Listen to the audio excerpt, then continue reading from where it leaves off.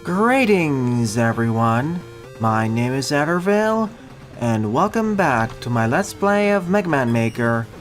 In today's morning live stream, as usual, I'll be covering a combination of both Veersman levels and some other levels I find online, primarily focusing on the former. I'll be covering these levels for about 2-ish hours, showcase art, and on a separate stream, some memes plus reacts. Welcome to stream Jedok, Raccoon, Game Idea Guy, Jaden, Sylveon, as well as all the lurkers across the various platforms. Thank you for joining me. Some brief announcements. I was able to clear up some spots, so especially as a response to Jaden, tonight I will actually be able to resume my playthrough of Dead of a Wish. It's going to be a bit of a shorter stream, but I will be able to resume for about let's say an hour.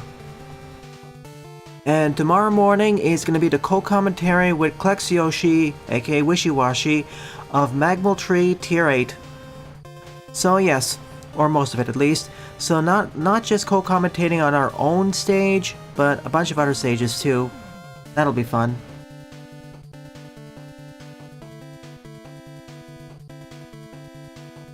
FYI, if you have any questions in regards to our stage, please let us know before tomorrow. That's fair. You have a few months for that. So first on the lineup is Crystal Cloverfield by Jedok74 with 81 plays and a score of 25. I mean, it's only gonna be like half an hour to an hour, Jaden. If you really want me to stream it on just on Tuesday, that's fine with me too.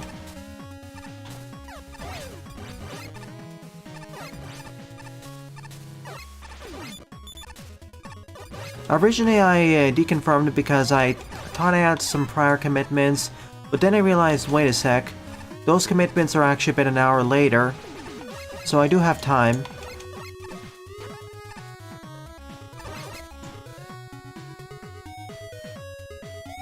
Oh man, this week was pretty fun in terms of multiplayer games.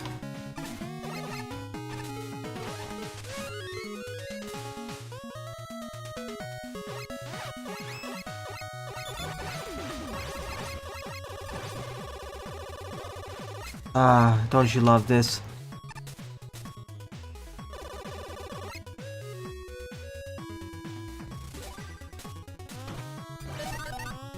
Crystal Cloverfield indeed. Alright, they can actually show the train. Whee!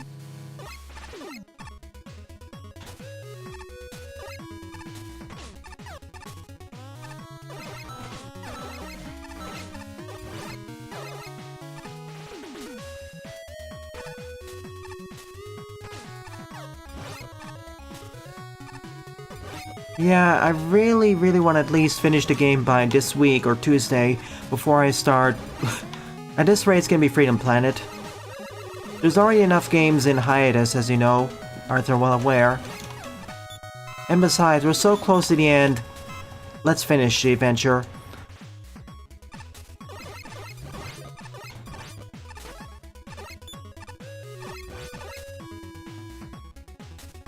Basically, I plan on having a 1 hour... okay. Okay, that's it. This is actually neat. I have to bounce positions like this.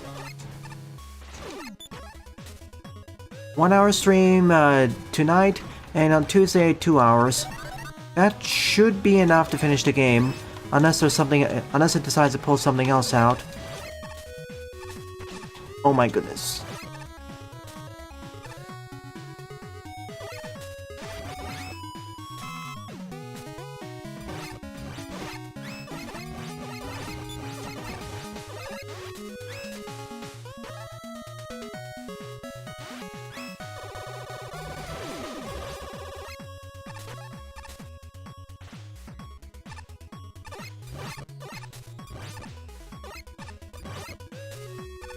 Not just... that's an understatement, Jaden.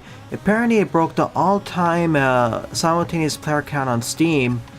That is incredible.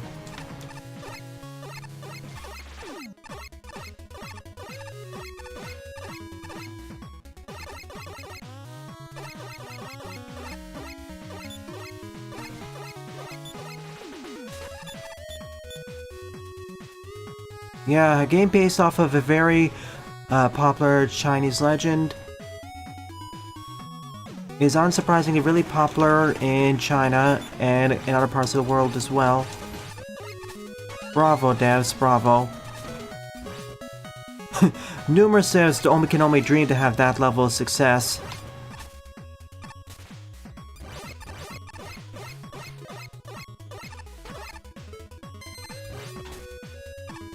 Hey, Stellar Blade was apparently successful. Oof. If you miss one of those keys, you have to backtrack.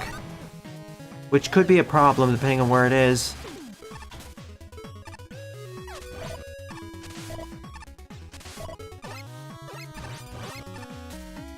It isn't as well known, but it is semi-famous. And plenty of things draw from it. Really?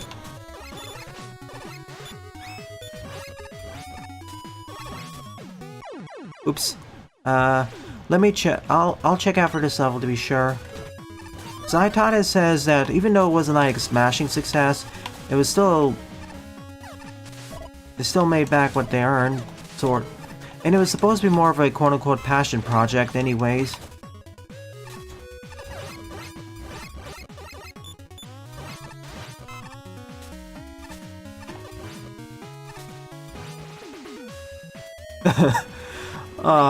Those who say these video games aren't political are just living under a rock nowadays.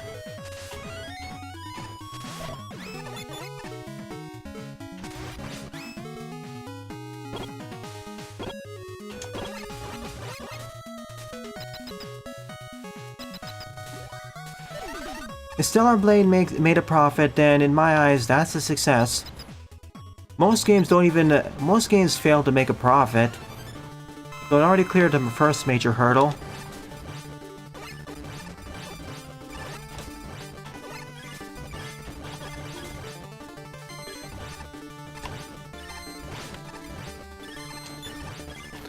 Saying it was gonna sell 10 million copies, that's, yeah. I call that being way too hopeful. Like, more than just broke even.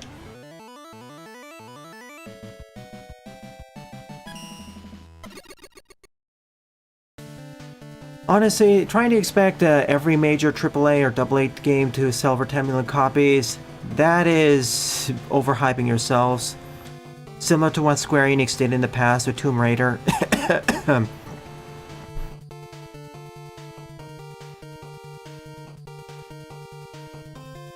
Nah. I don't reconsider that mentality, it's a different one, a more annoying one. But I understand the joke.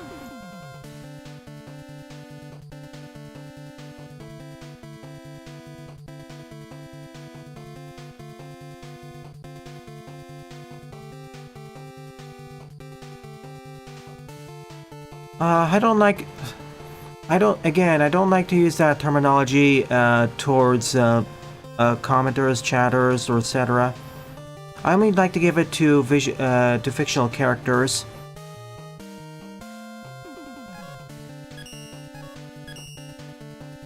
So you'll have to do it.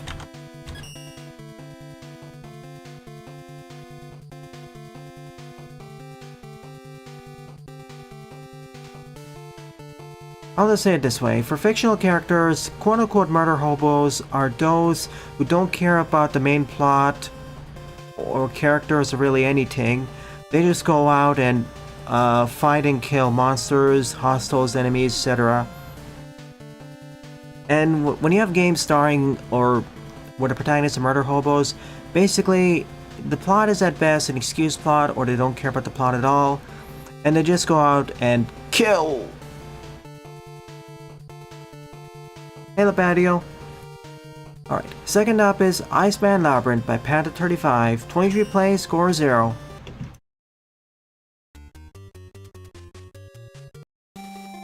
And video games 3-4. 3. Ah, this is the room coordinates.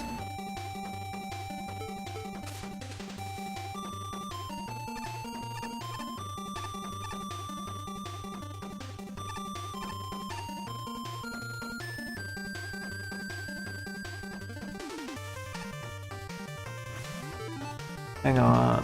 Whoa.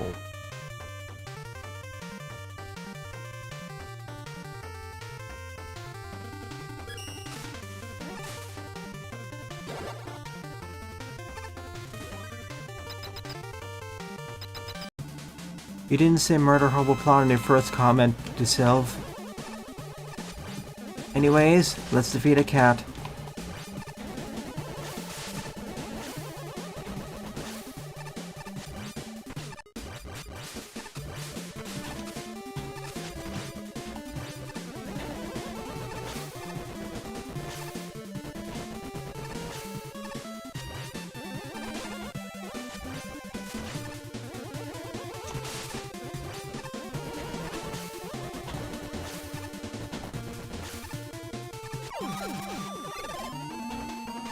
That's what I get for trying to speedrun this.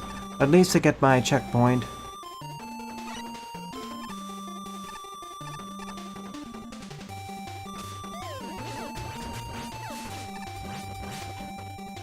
Again, some video games don't really need an extensive plot.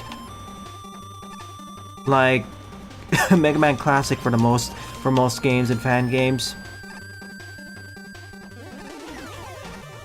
It's just as the medium of video games has grown up, it's also meant that people have been exploring more advanced plots, characters, and storylines. And I for one like that. Otherwise it get boring.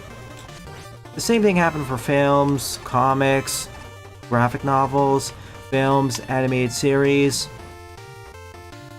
podcasting, etc.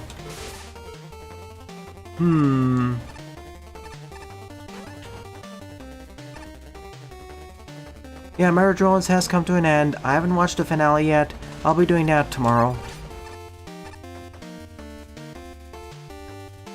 I know where the switch is. Give me a sec.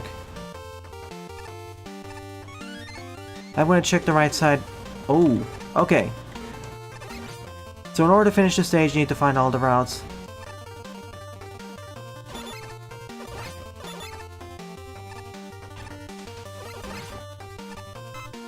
Make sure to spoil tag it because that falls under the spoiler rules. Because the episode was released under 48 hours ago.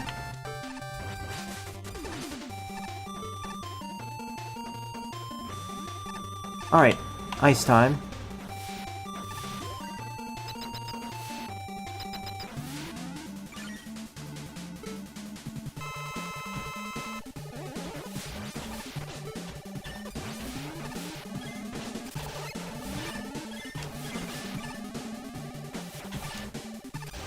Nope, that's all I wanted to see.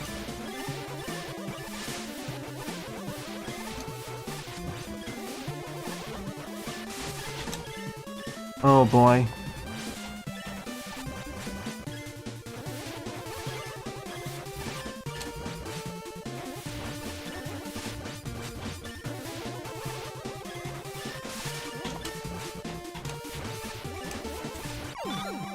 Made it. This always sends me back to 3,4.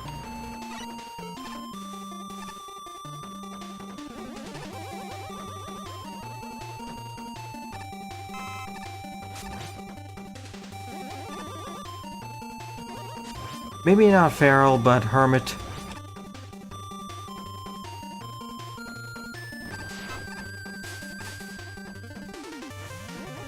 Water. Probably need to collect all the special weapons, then grab the keys.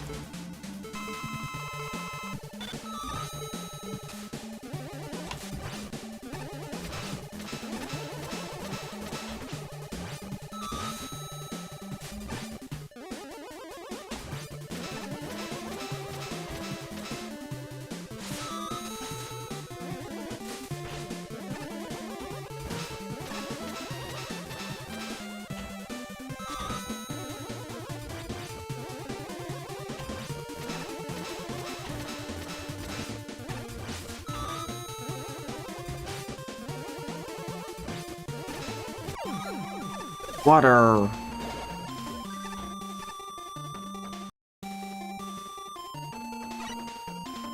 Could be an urban hermit. With all the concrete jungles that are there. Hey, Charlotte. welcome to the stream. Ah, there's the green key. I need to hit the switch again. So, wait. It's at 6-4.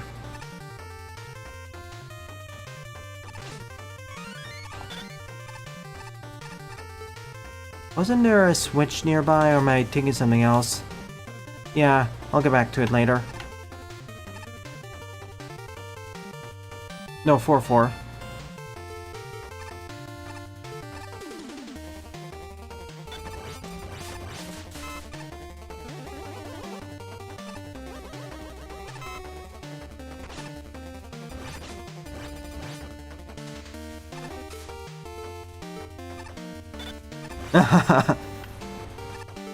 I do need well, I don't actually need that.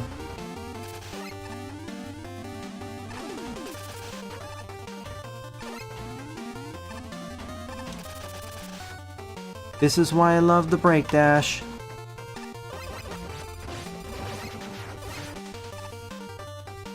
In addition to being doubly powerful, ahem.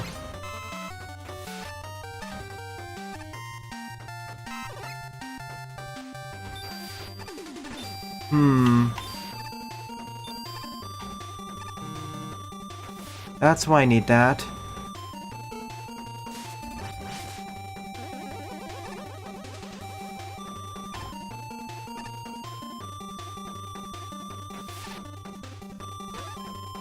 Okay, need 2 more of those, the last kind of key, and 2 more of the colored ones.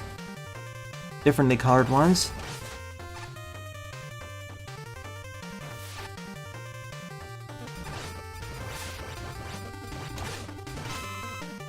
Lucky.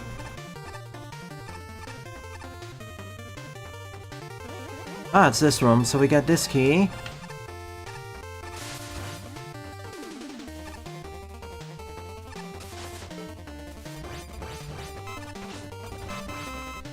The game's being merciful to me with the drops now.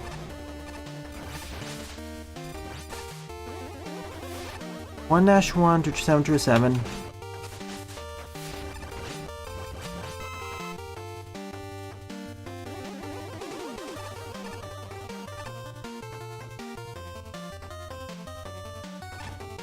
In that case, let me just try ascending further upwards to the top left.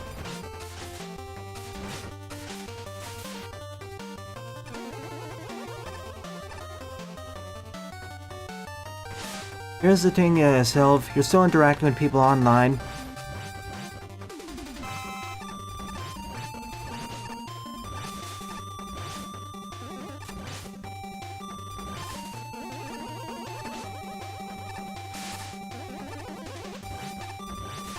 Talking, eating. The latter two is what most creatures in this world can do.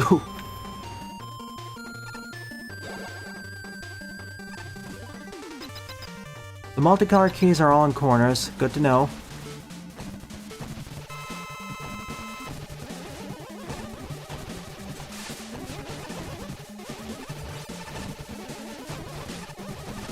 Oh gosh, this is turning out very differently than it. This is messing up this pattern.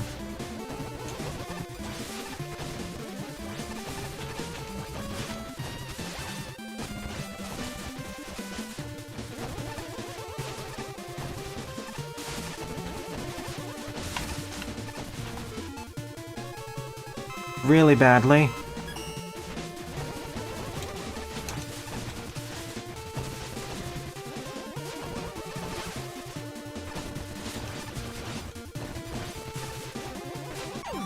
Okay.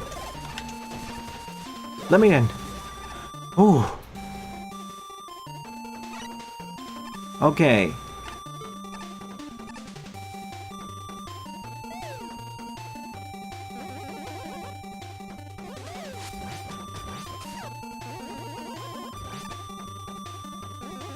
Now that was terrifying at the end.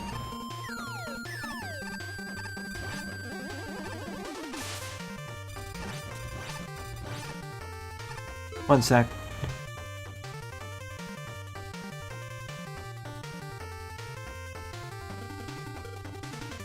I said living creatures.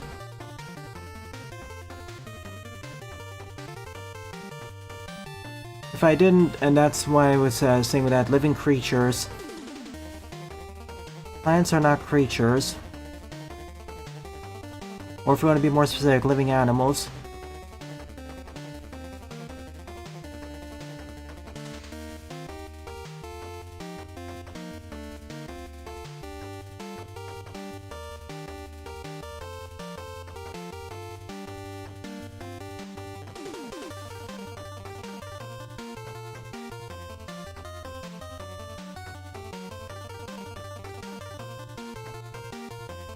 And honestly, I'm just commenting the whole thing.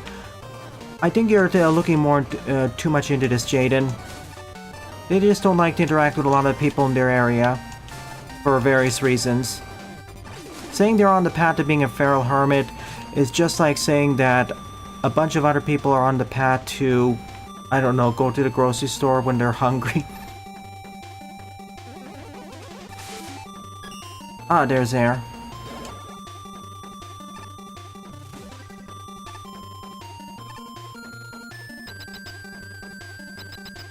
Yeah, that's actually a relatively new feature on Panda's website. It's cool. I don't know how they track it, but apparently it can be tracked.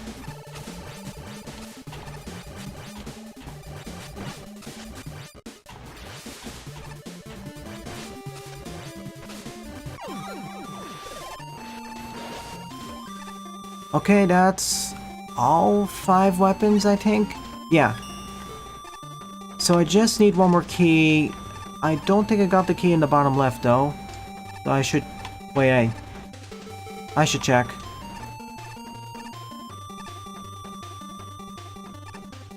Ah, yeah, the crater of Gravity Fall.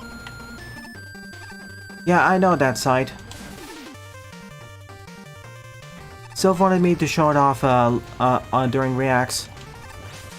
And I will sample a bit of it.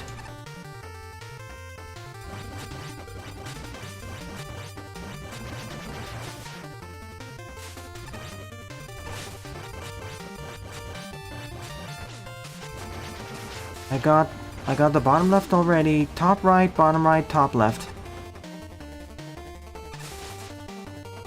Okay, let's go top left then.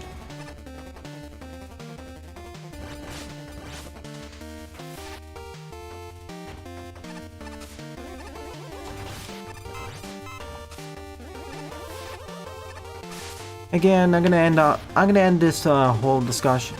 I'm gonna leave with my 2 takes on the discussion. I think you're just taking way into this and Sill's current condition, Jaden.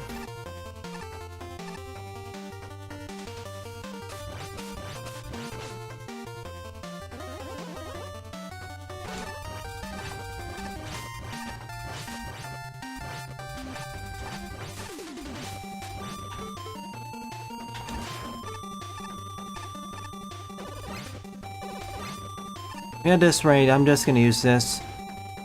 2-1, so we need to go 1 higher.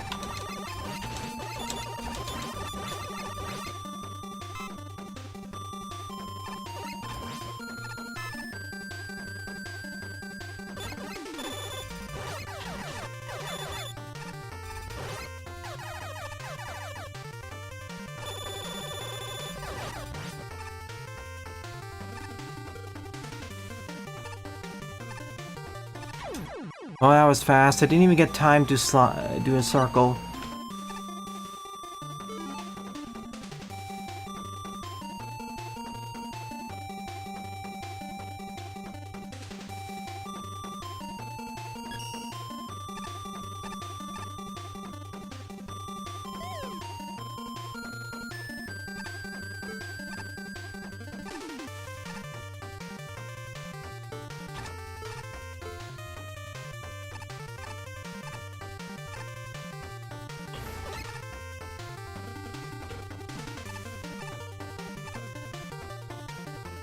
One last check.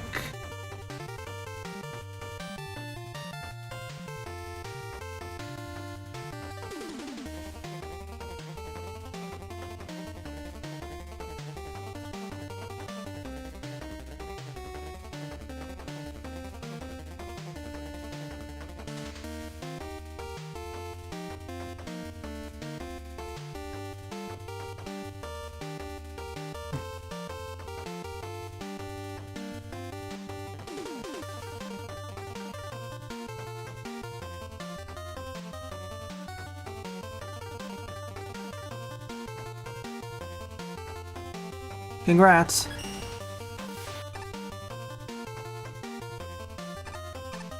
I'm gonna say this to you, Jaden. In the future, please don't put words in Syl's mouth or keep psychoanalyzing them like this.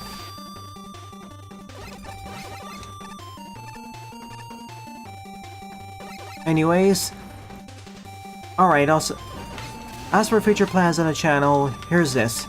Next week is gonna be the start of Freedom Planet, the way the poll is looking. Like, it's pretty lopsided.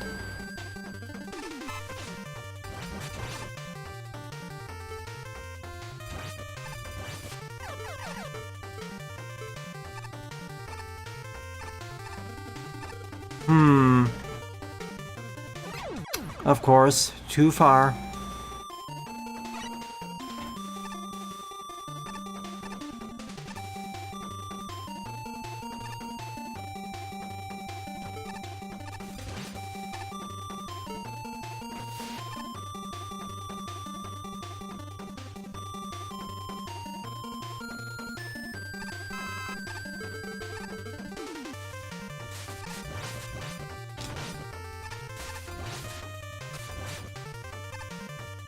Yeah, I know the bounce that's just trying to perform, but the timing's a little bit different if you're doing it from right to left versus left to right.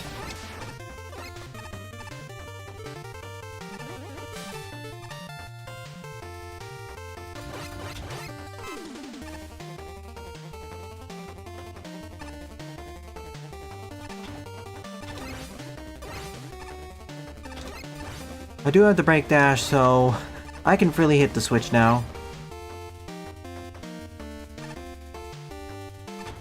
This is sort of a Metroidvania level, but not really.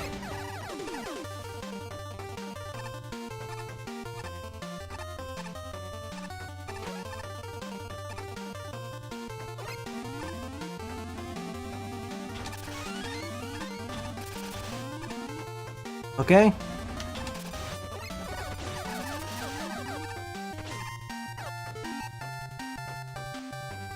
Okay, so I'm missing the key in the middle, top right, and bottom right. Okay, let's go top right then.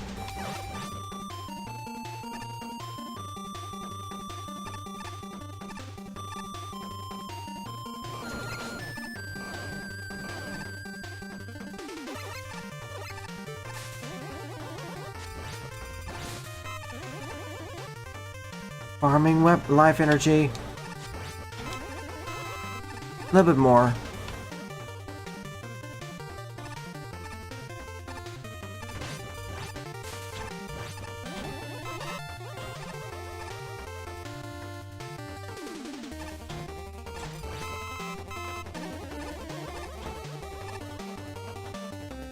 Oh, thank you, Sunflower. Don't get crushed. Bounce. Now for bottom right.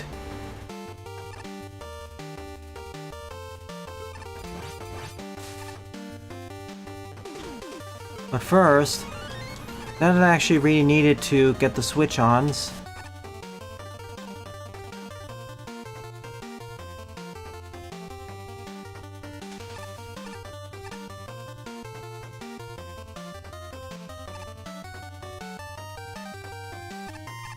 And yeah, this is YX, not XY. Oh, hey.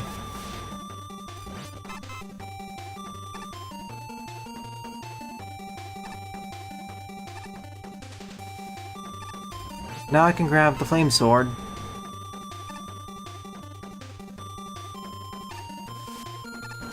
And yes, I do remember that one thing near the center. I need to get it.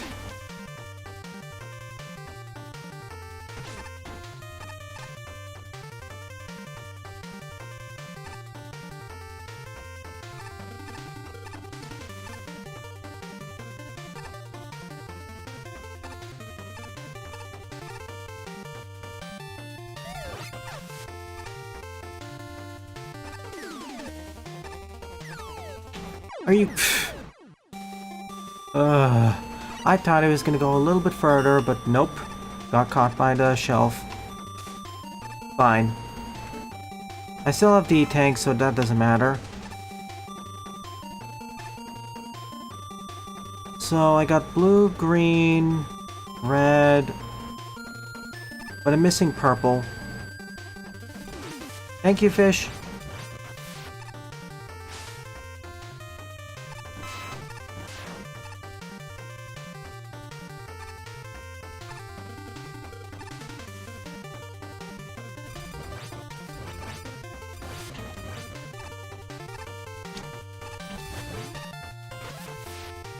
That's the question, where is it?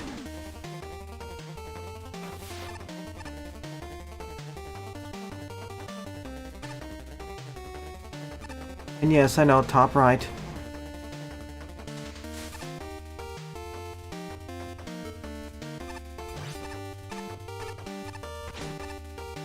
Next time I'm just break dashing off of that.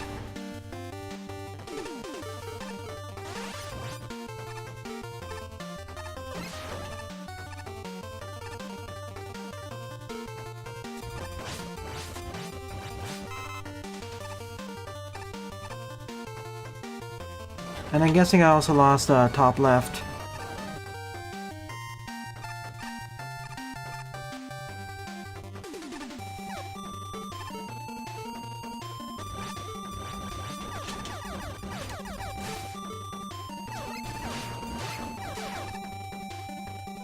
Yep, there it is.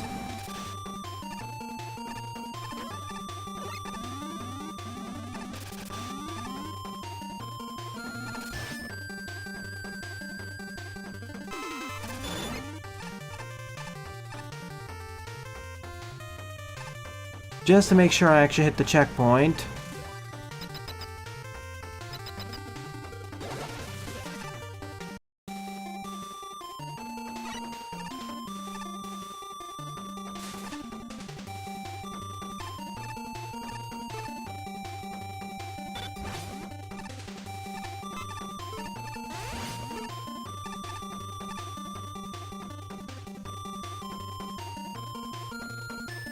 Said 2-tree.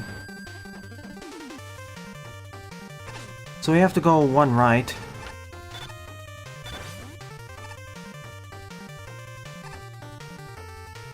It's accessible the other way.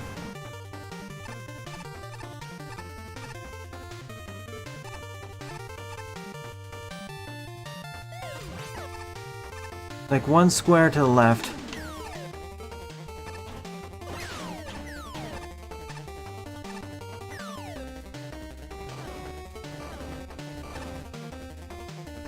One, 4.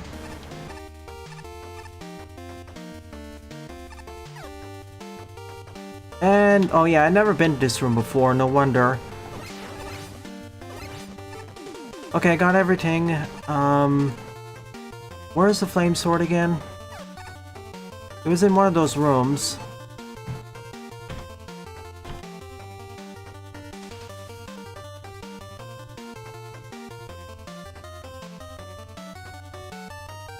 I'm trying to suss out where it would be.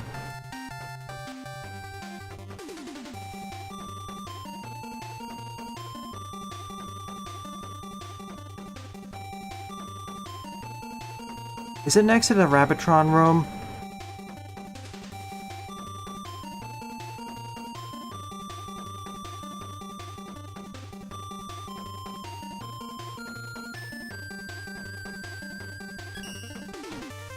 In which case, I need to backtrack a bit and go back to the start. Use this as a checkpoint so I can get back safely.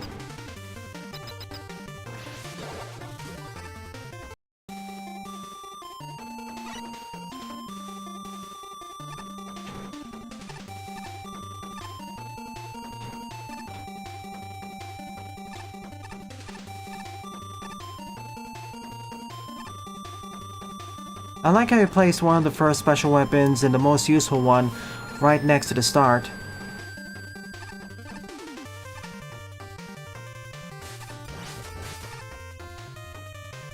Ah, here it is. Flame sword get. And just to test something... Yep, it's the Rabbitron room. I was right. Time to return to... Is it the bottom right part of the stage? Okay, a little bit by bottom right.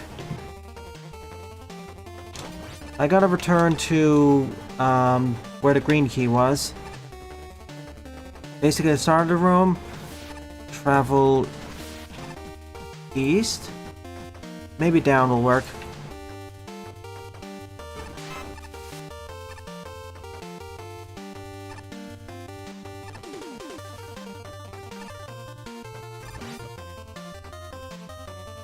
Or 7, is that it? No, I've overshot. It's at 4-6, I think.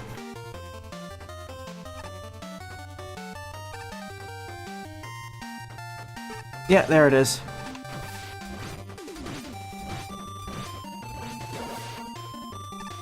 Thanks for the instructions, Panta. I could have done it myself, but it'd probably take about 5-10 more minutes.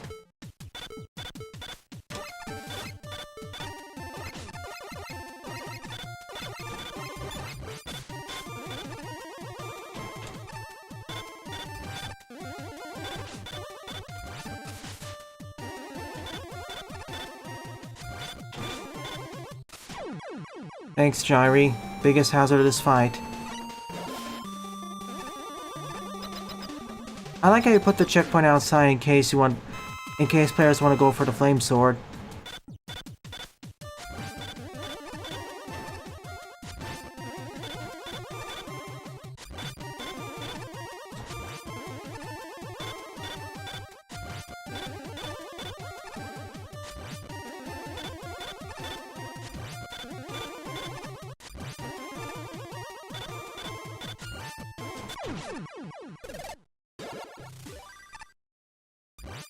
Explosions! That!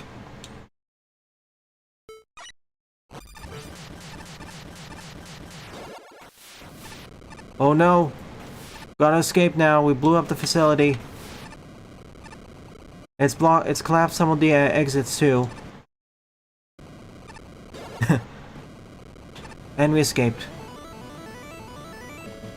Ending the stage, true where we entered it. Nice. Yeah, it's more of a labyrinth slash maze than a actual Metroidvania. There are a few spots where you can use special weapons or forced to, but it's not quite in the way you have Metroidvanias. Nonetheless, I liked it. Let's respond. Water holding toes don't drink water. Apparently you can't not eat. Well, that seems obvious to me.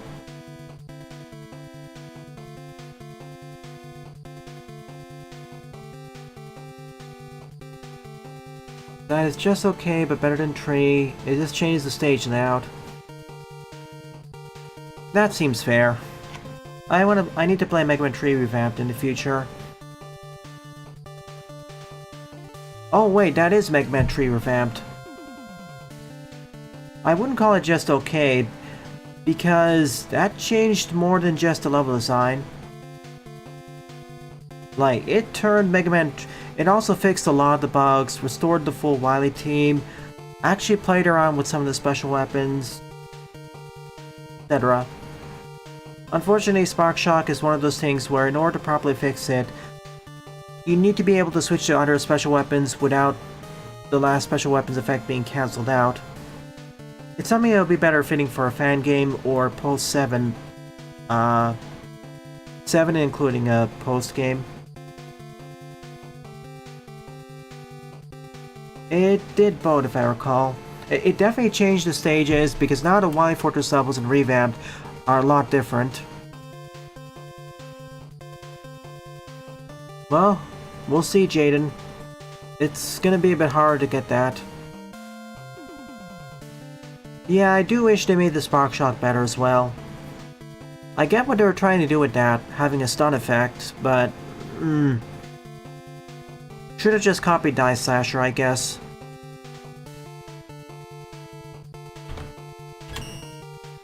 Number 3 up is Aurora Palace by Sunflora Zumaril. 30 plays, score of 8.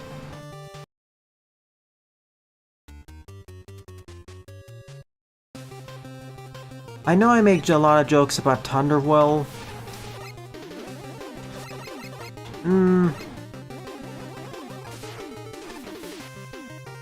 Nah, let's do this as Mega Man.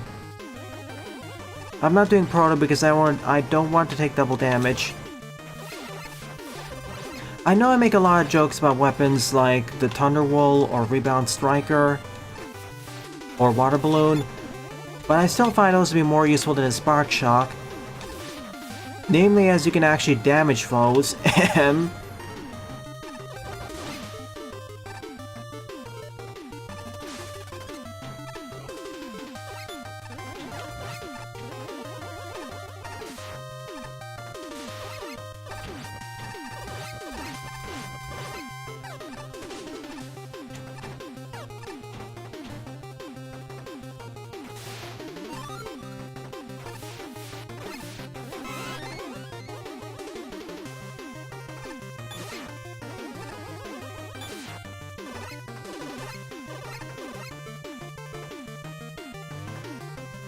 Well, I guess we go down then. That would have been hilarious if this was actually a pit, but Sunflora knows better than that.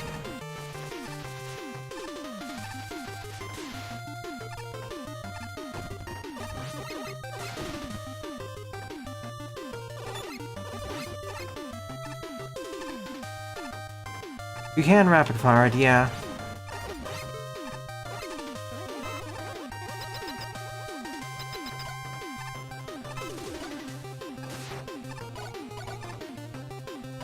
They fixed Top Spin and Wily Wars as to what it's supposed to be, and now it's kinda decent.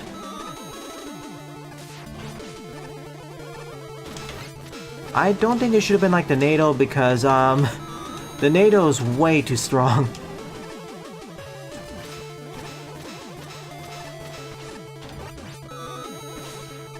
Oh, I know what it is right now. Excuse me.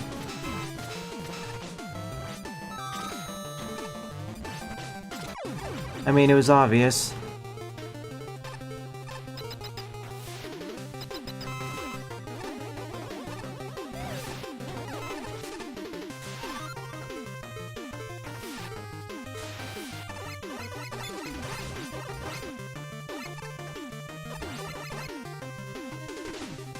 Ouch.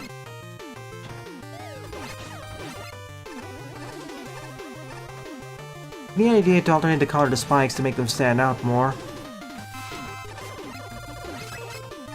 Oops.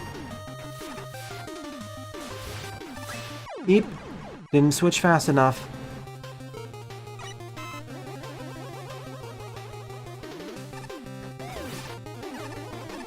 I own Spark 2, so I will check out Spark 2, but in the future.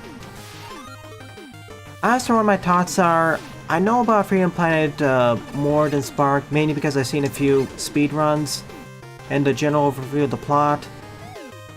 So that's gonna be a semi-blind playthrough. Whereas with Spark, I barely know anything about that game, specifically 1. Again, hang on.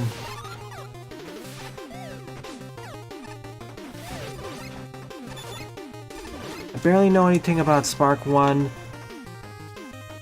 So that's gonna be pretty much a blind playthrough.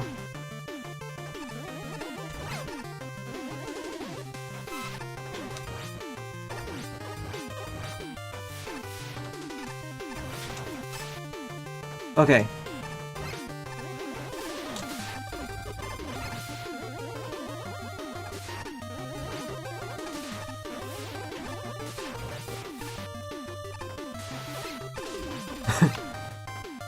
This is what you get when you have an old scientist naming things.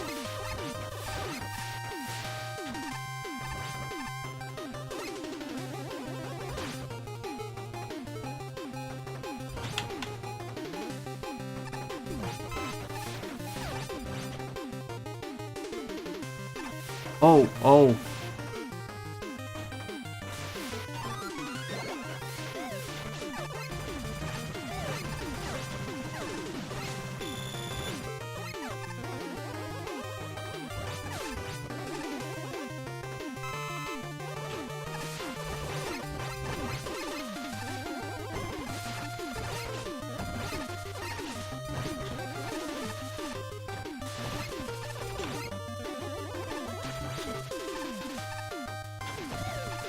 Oh, that was the rough. Come on, I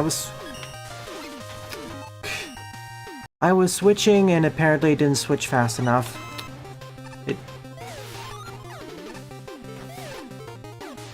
Once again, I wish I could after playing Magpul 3, I really wish I had the ability to switch my weapon order.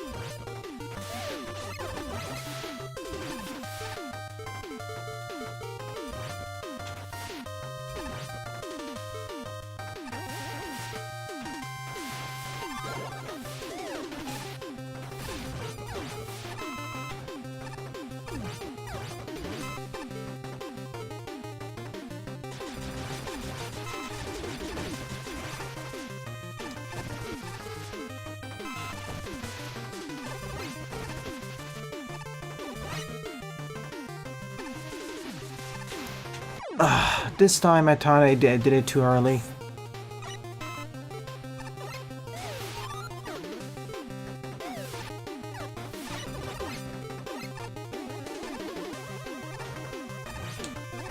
Okay, yeah, this is turning to the hardest part of the stage.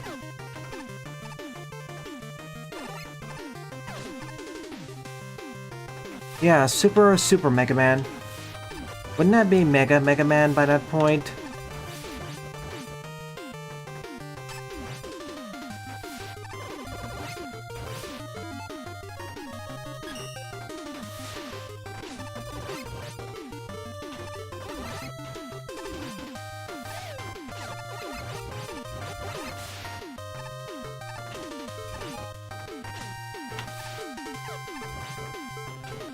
Of course, placing it...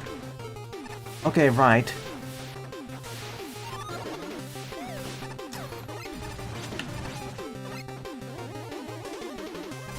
Hang on, does it... Yes. Heal me.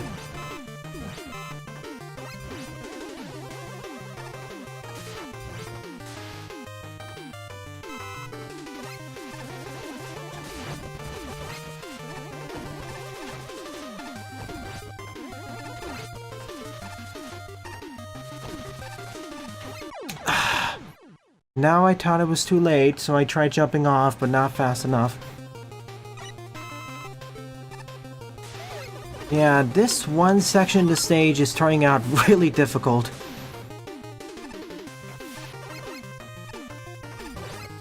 One of those sections I really wish I had the break dash. Or skull barrier.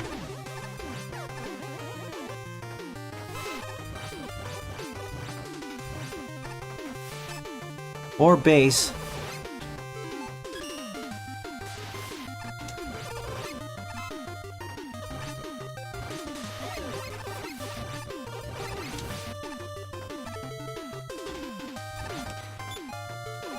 I'm not gonna bother getting the grenade again.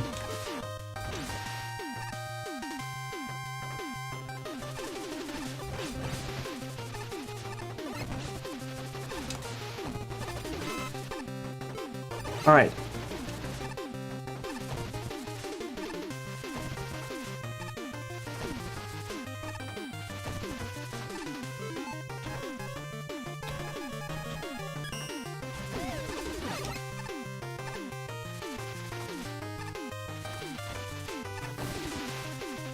Okay, after 6 or 7 deaths I'm back here. Oh my goodness.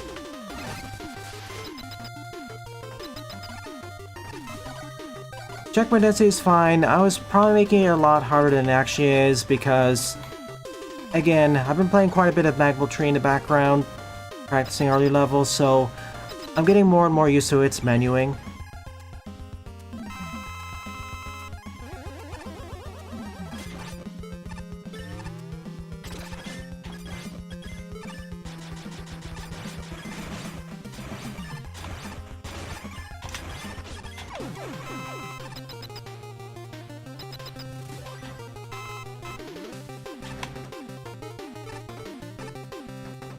Honestly, in some ways, I think the stage would be easier if I didn't use the super adapter.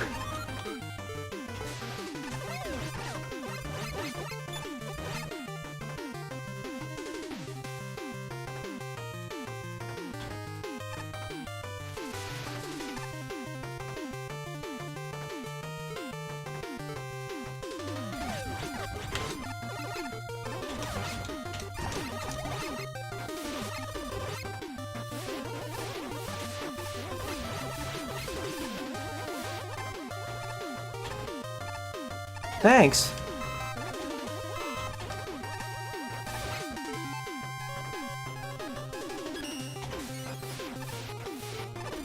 A lot more reliable than that.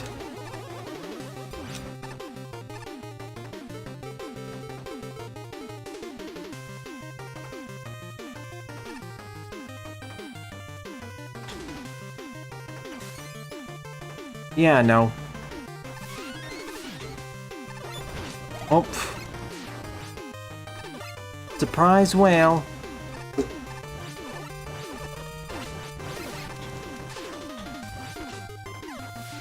Eee. That could have been a death there.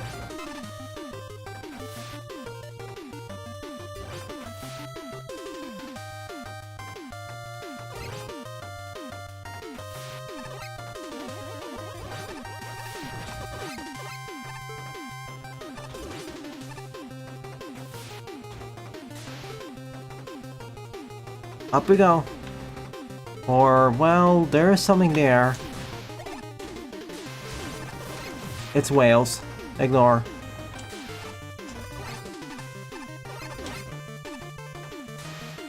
In terms of its gimmicks mechanics, it's making fun use of everything. It's just one of Sunflora's more difficult stages, they said, and there was the one section I kept struggling at.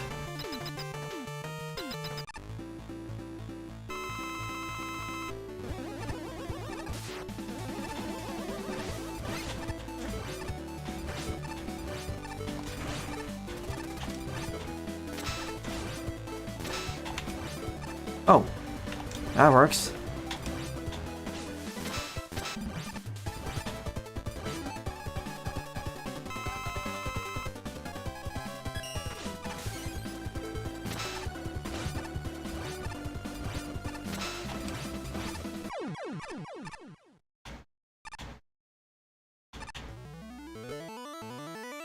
It is well designed, just trickier in a few spots and more difficult than usual.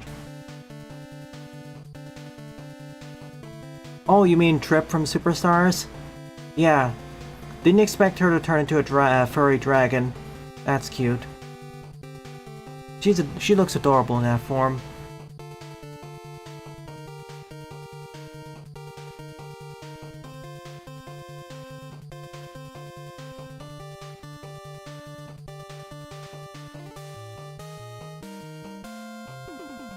Chaos, yeah, it should be Chaos Super Mega Man, the way it seems the convention should be. Forward up is MST2 Celeste by Fish on a Stick, 23 plays and a score of 10. Are we gonna climb a mountain then?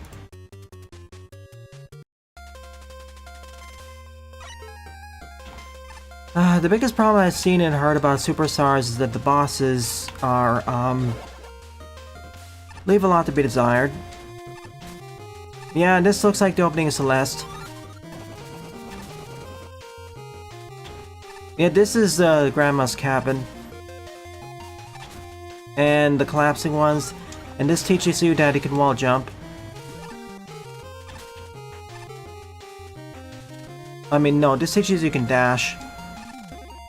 The level design is good for at least half the game. The second half is, I don't know.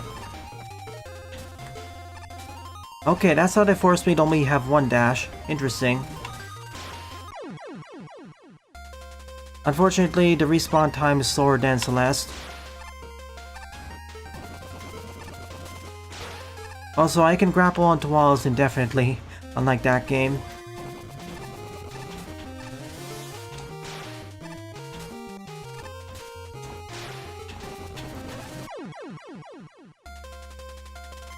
Someone already has Panta, I think. in the past.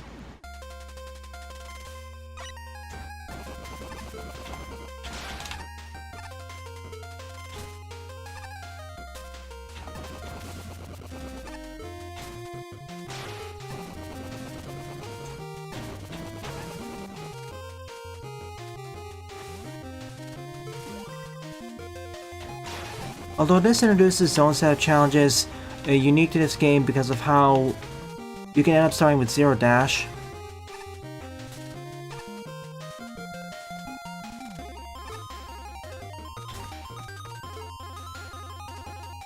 Every screen has every section has a checkpoint, which is accurate.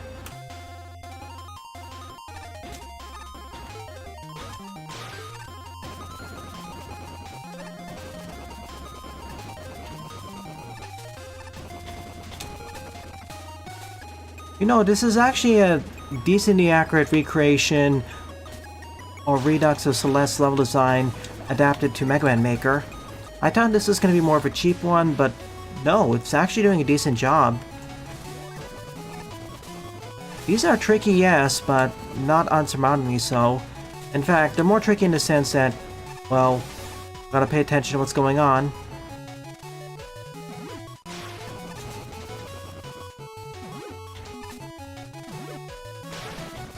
In fact... Darn it.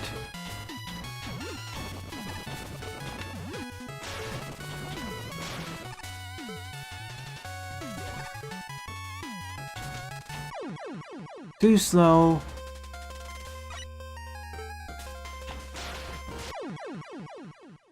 And unlike that, unlike Celeste, you can get sent rocketed back from a wall if you decide to dash into the wall.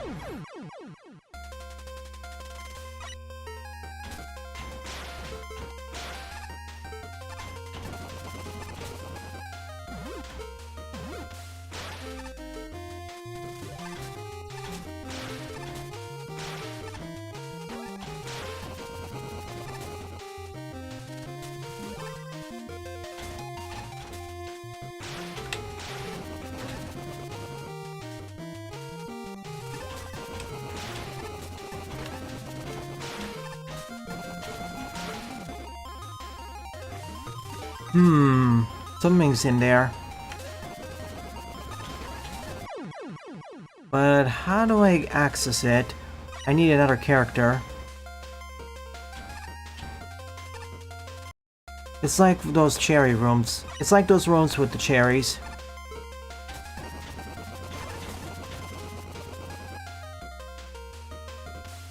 Maybe I'll unlock Mega Man or someone. Oh, that was close.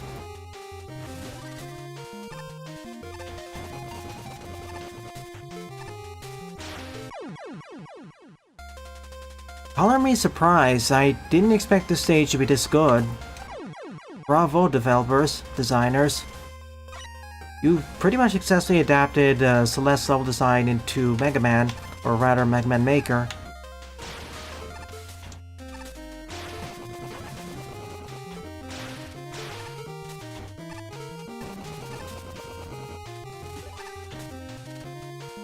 You even segmented off the rooms but allowed for backtracking. Now the only other thing I could think of is adding the cherries. I don't know how difficult that would be to do.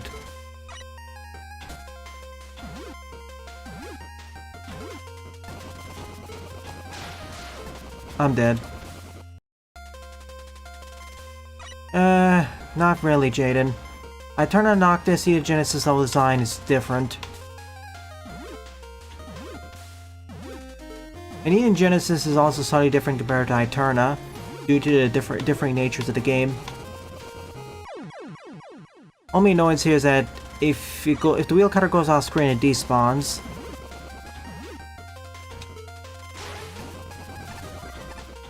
Checkpoint right in the middle, that's pretty generous.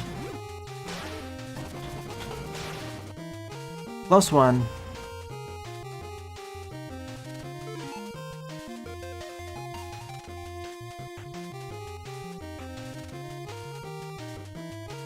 I see, the Abyss. It's a lot easier than the Abyss, though.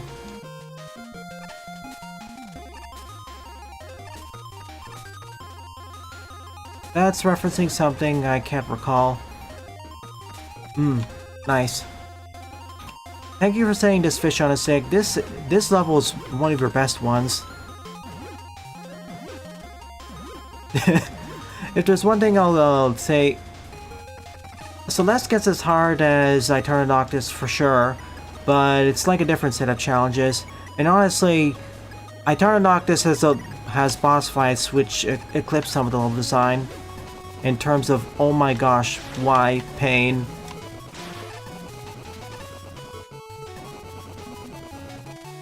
Up.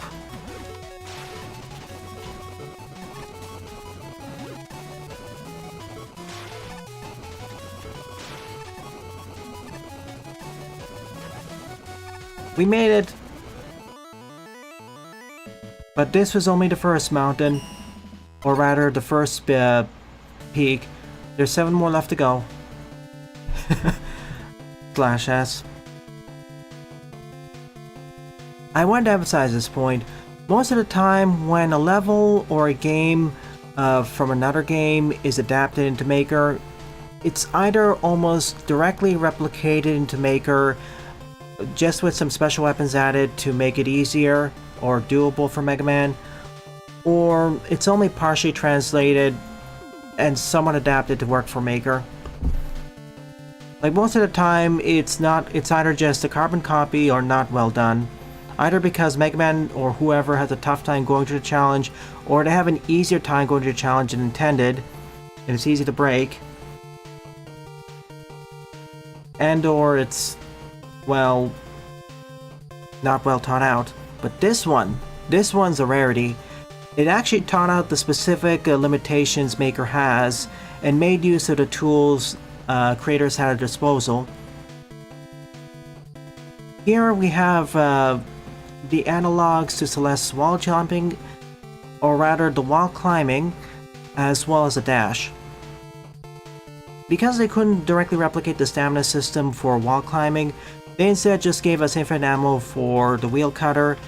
However, because of how the wheel cutter works, you have to be careful so you don't rocket yourself into a pit or spikes. And for dashing, to replicate only having one dash, what they did is they always tried giving us 3 energy for the pile driver, and to restore it we had to hit those boxes. That way we never had more than 1 dash at a time. It's a little bit finicky though because it doesn't recharge every time you hit the ground like it does with Madeline and Celeste, but close enough analog. Not only that, the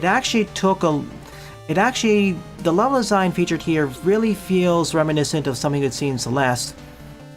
Like, it would work there too with some minor tweaks. I keep emphasizing this point because, again, most stages, even if they actually adapt the stage for Mega Man style, sometimes it loses the feeling that it actually came from another game. They may have adapted it too much. They may have turned it too much to the Mega Man level, which isn't necessarily a bad thing depending on how the stage is built, but it becomes less like a crossover or whatever. But here it's very obvious what its inspiration is, without directly copying from it. Like, this level design is directly reminiscent of the prologue in Chapter 1 of Celeste, but it doesn't just directly ape the level design, there are adaptations. And for the designer to add their own flair to the mix. All this to say, great job, Fish on a Stick. This is currently my favorite level of the episode. A precision platforming focused level that pays great tribute, and is pretty fun and actually fairly forgiving.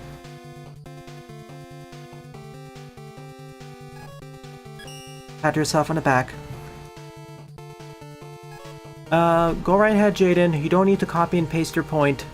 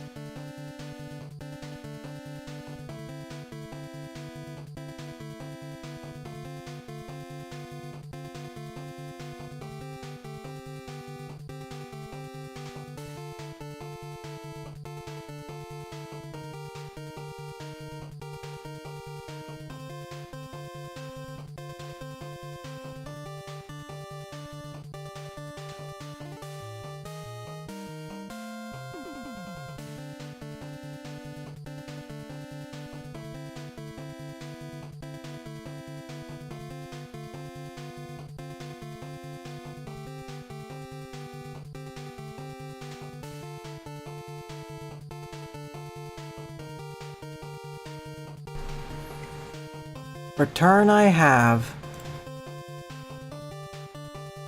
Okay, feel free to continue, Jaden. As the next stage is gonna be a long one. Fifth up is Powertrons 2, Episode 16, Back to the Void, The Evil Fortress, Violet Patio, 46 plays and a score of 18. Here we go.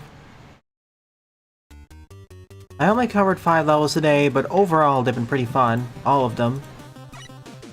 And as you know the saying goes, quality over quantity.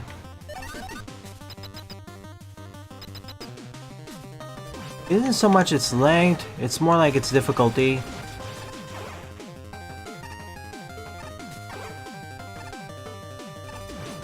Okay, I only have 4 weapons. Oh my god. Oh no. Oh no. That wasn't that bad, actually.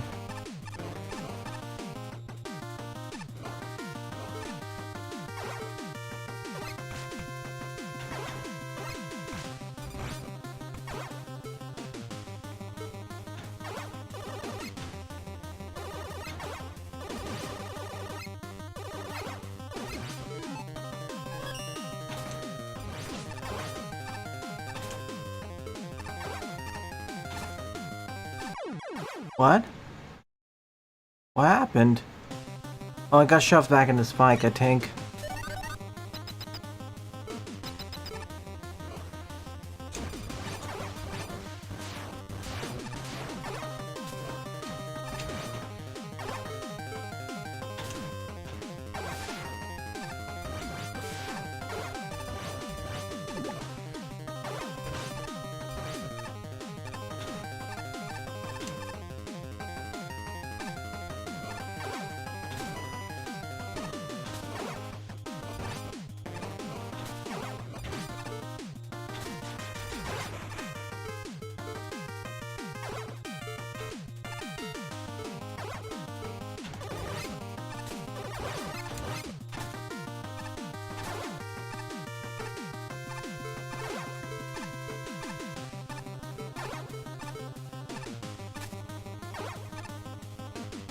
Oh, okay, yeah. Hold right, but you don't get...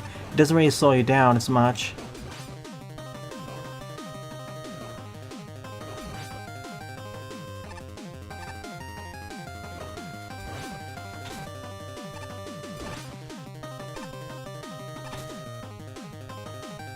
I can see why you said this is gonna be a hard level.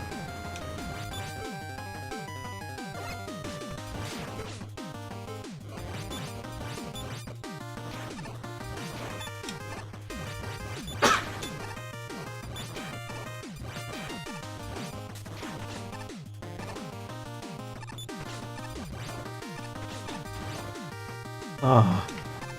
I really wish these stages used an instant... I really wish these stages used the Mega Man 1 death spikes less.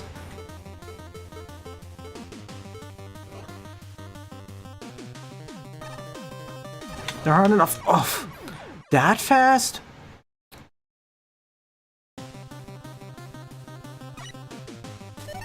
Yeah, I don't think the visuals match up with how strong it is.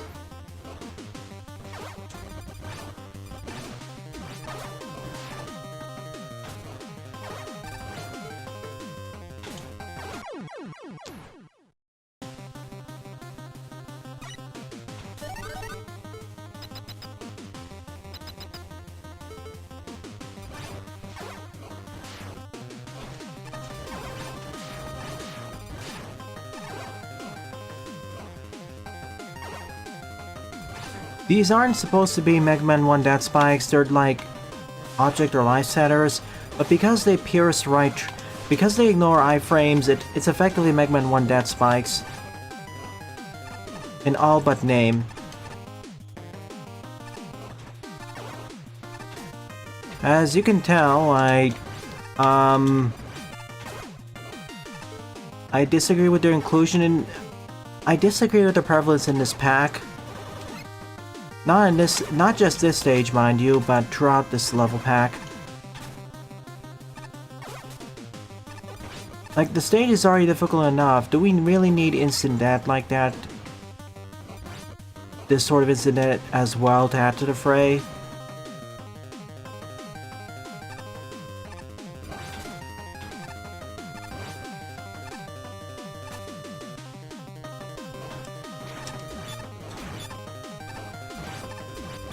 Add to that, my weapon set isn't really the most optimal.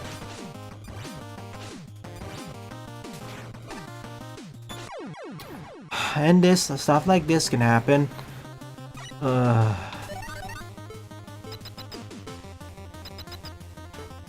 I get this is building off of the previous stage, but please.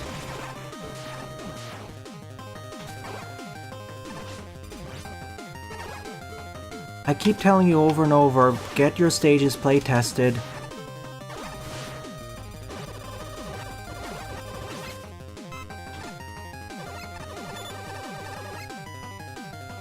Unless this is really like designed for Kaizo specific players. But if that's the case, in the future I don't really want to play these levels.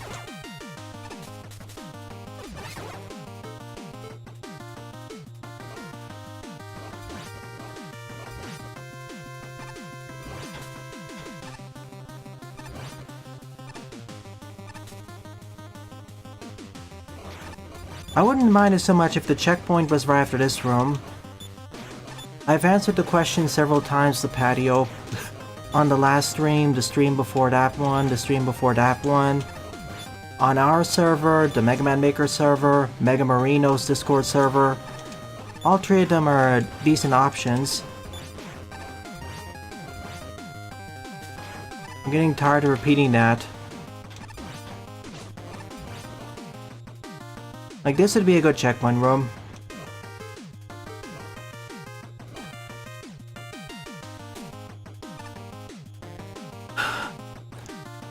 The fact that this is like 2 or 3 frames of 2 to 4 frames of animation, due to the way this looks at a 2 to 4 frames of animation, it makes the wind blowing look less strong than it actually is, way less strong.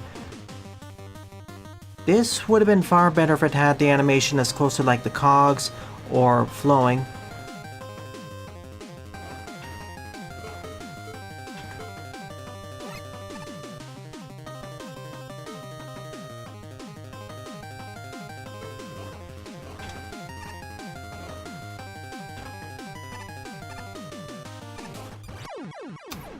And of course, there's the other problem of how strong the downwards facing fans and these sorts of things are. They just zoom you. So I'm just gonna put the Leaves level editor in place, the base right over there, because I know for a fact, at the rate we're going, I'm gonna be stuck there for the next 10 minutes.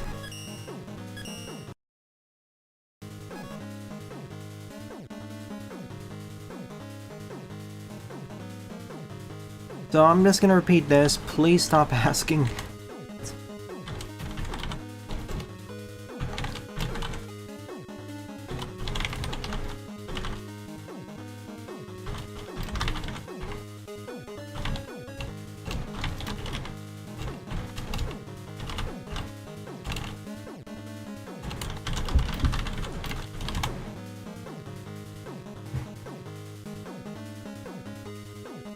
Whoa, let's ease up on that language, Sherlock. It hasn't pushed me to that level, by far.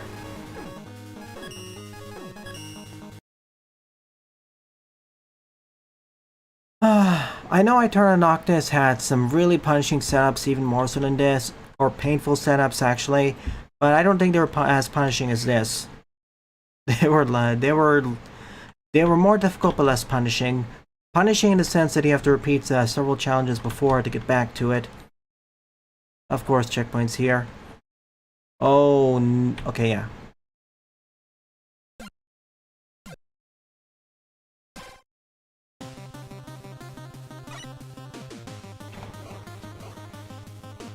Yeah, it's been pushed back, Oscar, due to real-life issues.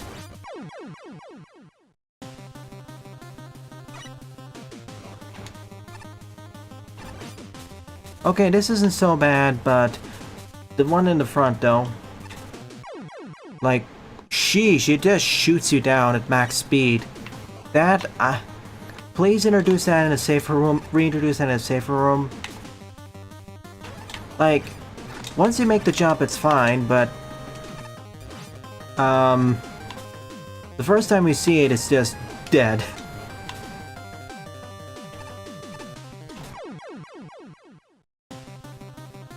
It's not the first time we've seen this if we're doing the levels in order, but if you're reintroducing a gimmick like this with such an avenue of death, could you please introduce it over non-death pit? Like you've done it with the other wind currents, you've done it with up, right, and left, just not down. Like, even if you, like this room for example, this would be a better introduction. I know there's pain here, but at least you can react better.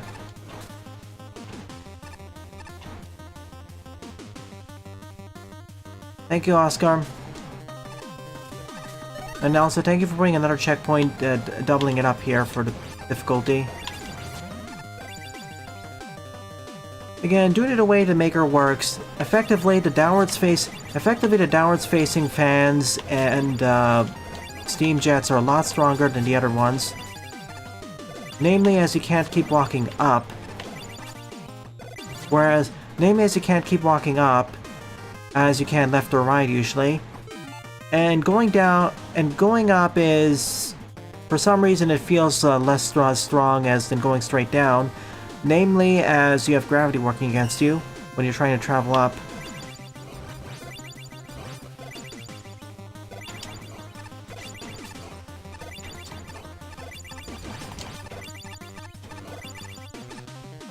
But when you're going down, gravity and the fans or steam jets are working together. Okay.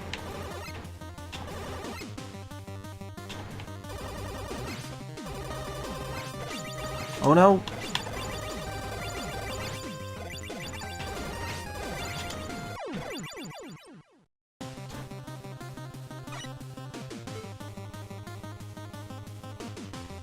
Thank you for the summary.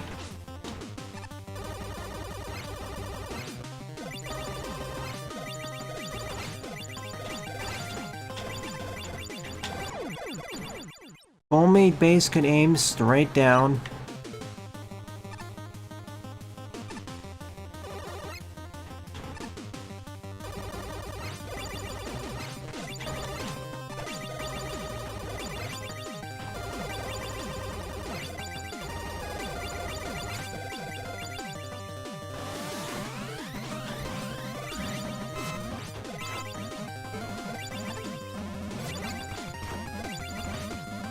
I like your levels of patio, but they really need some more smooth, especially the later get into level packs.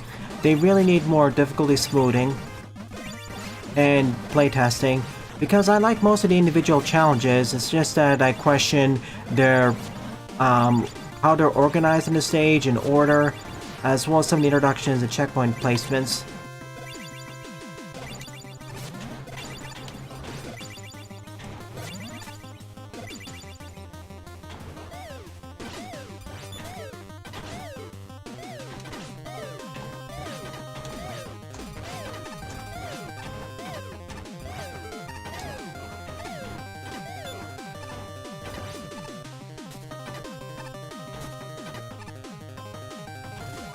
Wart.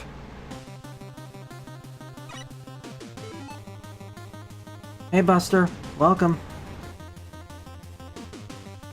It's not the brutality of the levels themselves. Again, I need to emphasize, it's the weird inconsistencies and different levels of polish. Again, I wouldn't mind if the levels are brutal. Well, I may not play them, sure. I just wish they were going from less difficult to more difficult versus up, down, up, down, up, down. Or in other words, an unstable difficulty curve. Like, this second section is a lot easier than the second half of the first section. In fact, the next series of sections is a lot easier than the second half of the first section. And that more has to do with not the best reintroduction of the gimmicks.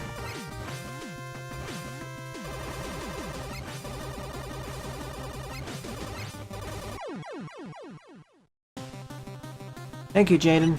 I didn't really directly remark on it, but I have been reading it.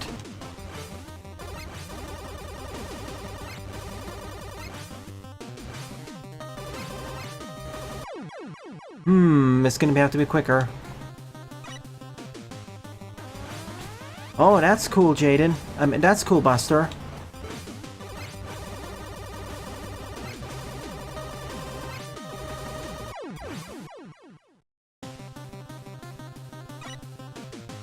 Again, for these sorts of stages without a story or plot, or one where it's really important, you want a difficulty curve that goes upwards and not have it be unstable, especially when players can't really choose the order of the difficulty anyways.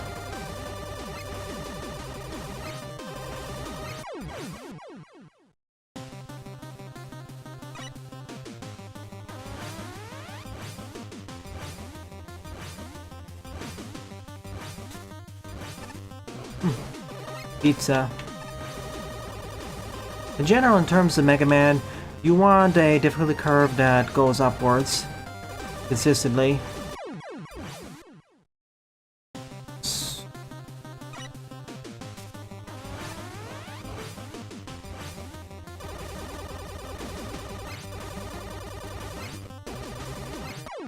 Save the more inconsistent ones. If I don't mind inconsistent curves if it's due to player choice, it's a Metroidvania, or it's one that heavily has a story reason.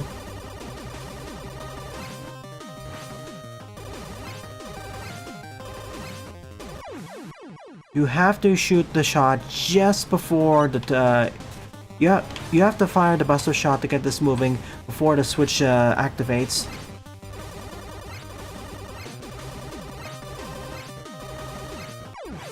Even then, it's risky because that can happen. And again, that goes back to the point of get playtesters, please. You have all these people who vote on your stage, so at least get playtesters.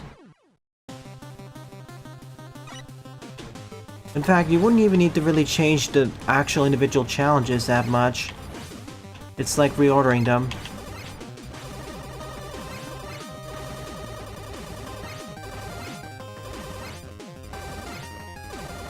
Oh my goodness, I did it. Oh.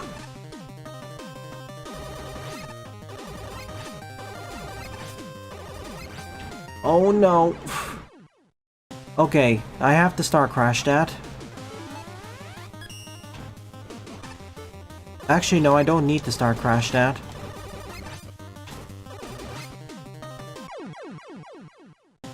I could make the dash in one go.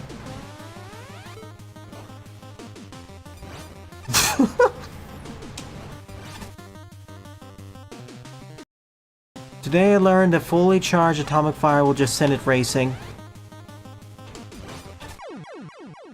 And touching my foot will insta-gib.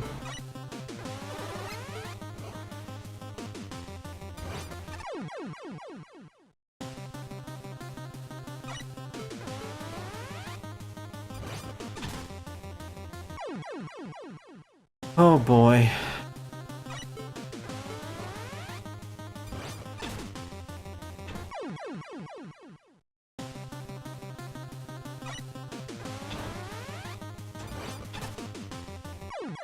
This sort of jump is not fun for me.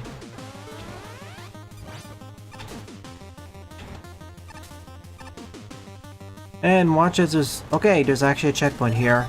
Shocking. This is also what I was talking about in terms of the weird difficulty curves. When the designer decides that this deserves to have another checkpoint right here versus what was happening in the first section. I mean, I appreciate there's a checkpoint here. I'm not complaining. It's just... It makes the stage less punishing without really reducing the overall difficulty. Like, seriously, if this was like the first section, I'm saying this because I find it roughly the same in terms of difficulty in the second half. The checkpoint would have been 2 screens later. Speed. Shame, no art assets and T-pose for animations. So I guess they'll have to use their psychic powers to spawn bullets.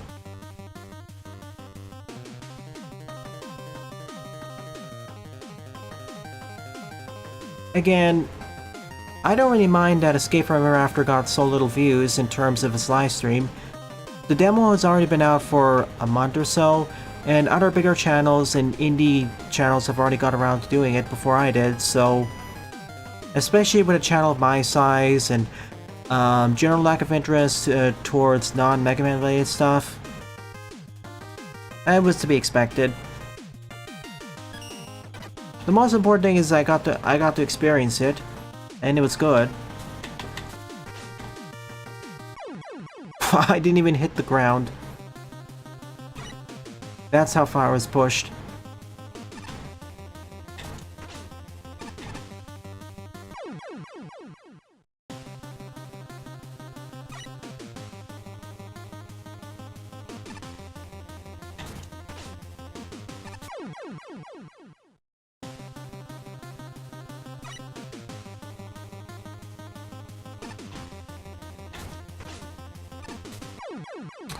If only it didn't just accelerate that quickly. Or I could hit the ground faster. I didn't just slip off the... One thing I wish is that these had better animations that better indicated how fast or strong they are.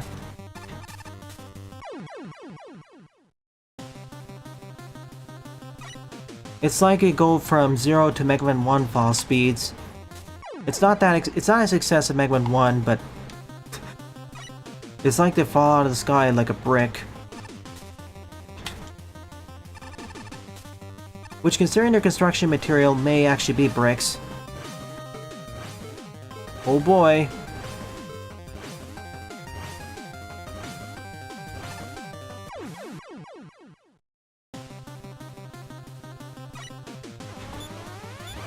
Don't remove the checkpoints for these sections, they're great.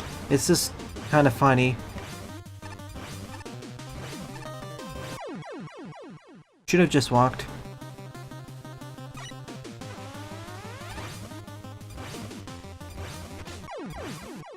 Right,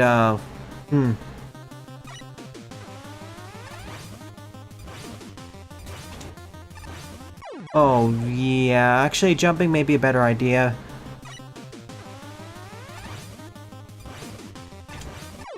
Or not, if I do slow.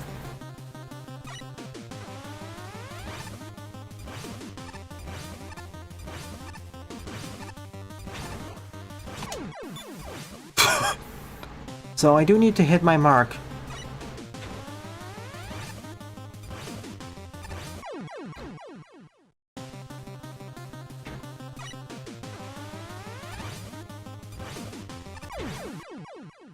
Only this had magma trees faster respawns.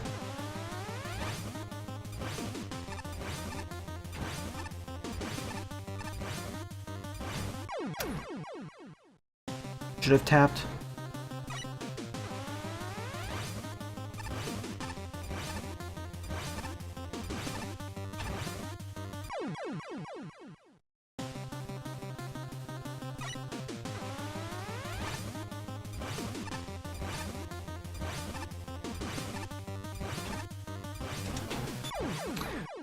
Too low and I die. Yeah, I shouldn't shoot the shot until I get down there. Initiating the first time, that's the hardest actually.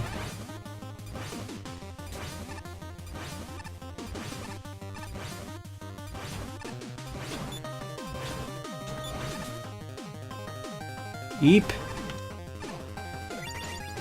Missiles. You don't say. That... of course.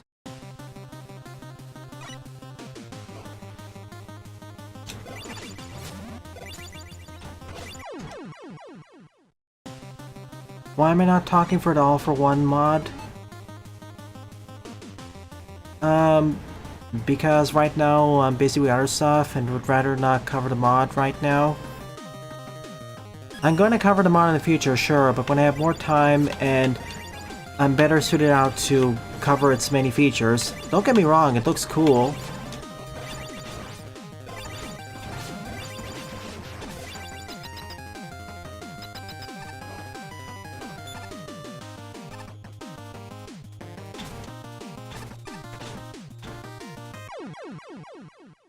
Speaking of putting the checkpoint here, it's fine really, but not that hard.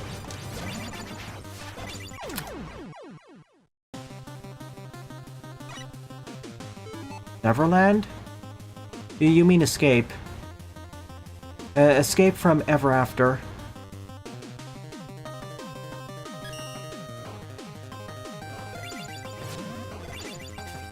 In terms of reception, Bug Fables has beaten out Born of Bread.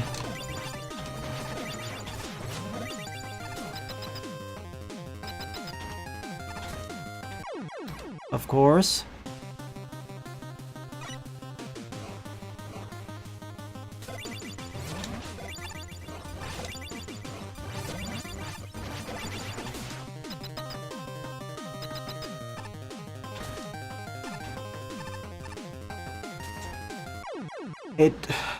Of course, I didn't actually hit the ground, didn't I?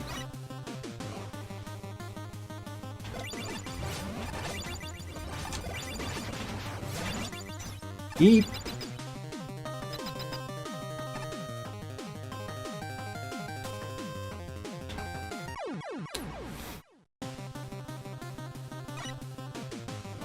It may feel a bit strange at first, but I highly recommend you do it. It'll help make your levels a lot better.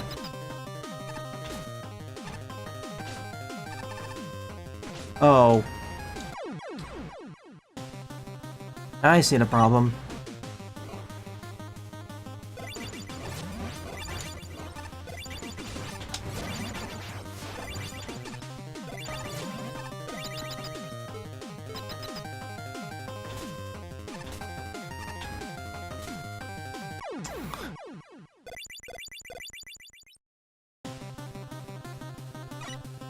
Yeah, that's really annoying when it just eats it.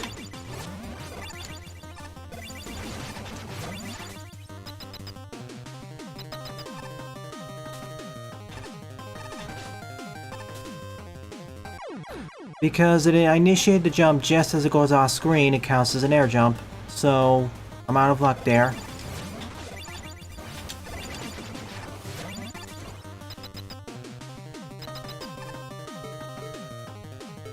Star Crash will actually make this worse, so I'm not using it. There we go.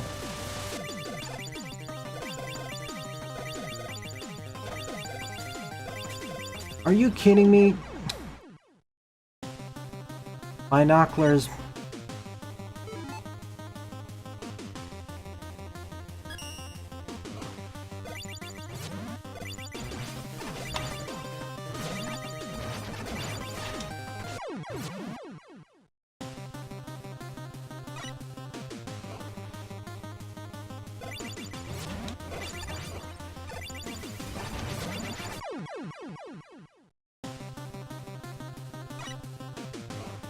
You have until next year to decide.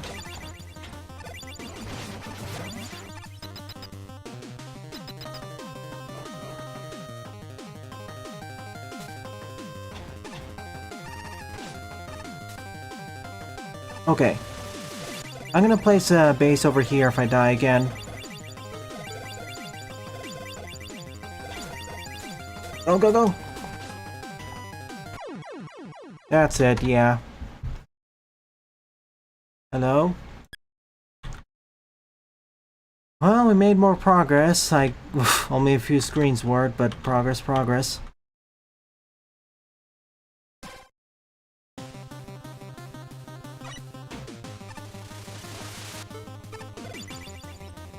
Go! I have to do a jump there because it's so strong.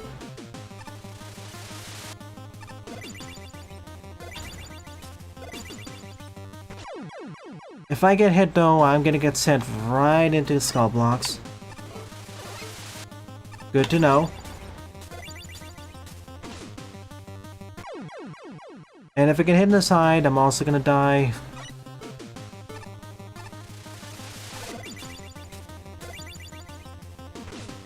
If I jump, I'm gonna get pushed back too far. It needs to be a dash no matter what.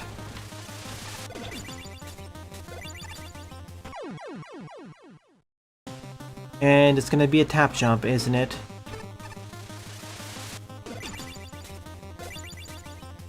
Okay. Seriously, no checkpoint. This is what I was talking about, weird checkpoint density things.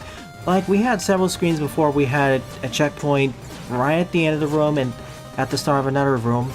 And now suddenly, no checkpoint after that room. I'm assuming it's because you didn't find the previous challenge difficult, but seriously. I want to keep harping on this point because you kept asking in a few weeks and I've been noticing this issue throughout multiple of your level packs. But please, this is something that needs to be narrowed down.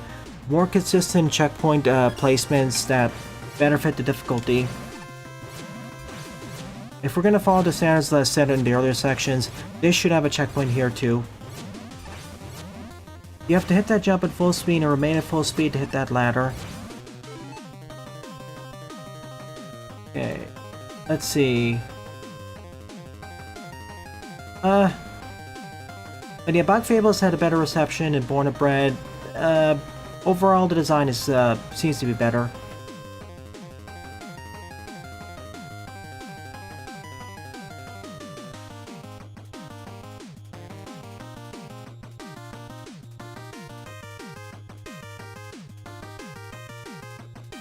I don't know if it can complete in one sitting, especially with the new updates, but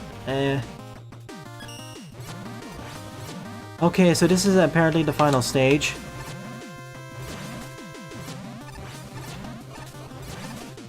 I'm dead for being too slow. And what'd you know? Keep in mind, if you die there, you're sent back up there.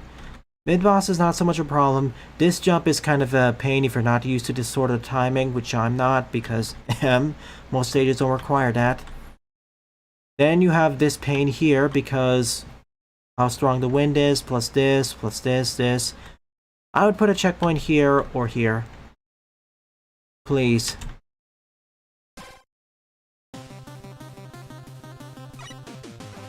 Remember, don't be allergic to checkpoints. It may make your stage less punishing, but it'll keep most of the difficulty because they have to go through it. Not to mention, if you're trying to speedrun through the level, you still have the time penalty.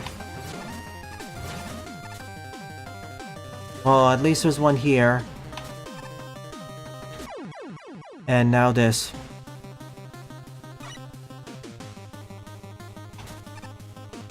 It's not bad, but we'll see.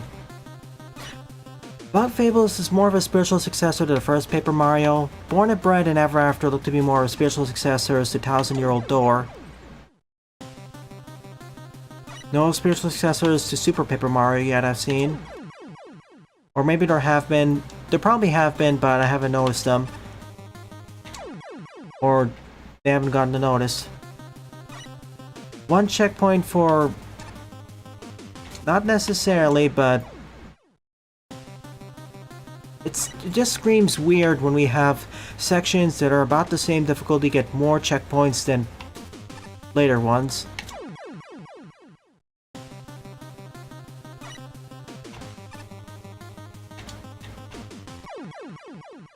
Magmal Tree, I wish I had you respawning here.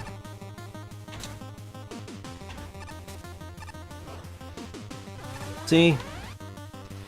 Oh yeah, also because Force Beam's up there.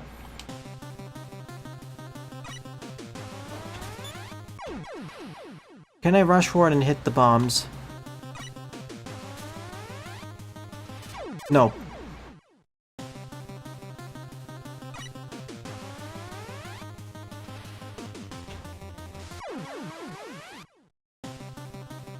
Indeed. And the thing I've noticed is that most of the challenges are roughly on par, with some standing out. Maybe a somewhat flat difficulty curve with some peaks, like at the start. I keep harping the first section because, oh goodness. Not a good introduction to that sort of challenge. Again, there are different levels of brutal challenges. Just calling everything brutal is an oversimplification of your stage design. Yes!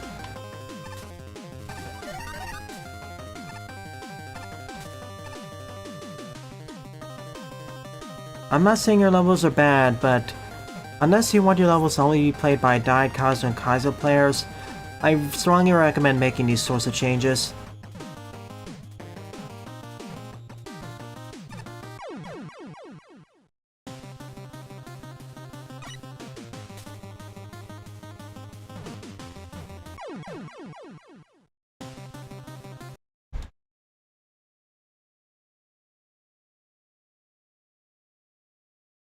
After this level's done, I'll cover your level, Oscar, don't you worry. At least one of them. And keep in mind, as I'm showing you here, I can get past individual challenges. I just wish the checkpointing and was a little bit better.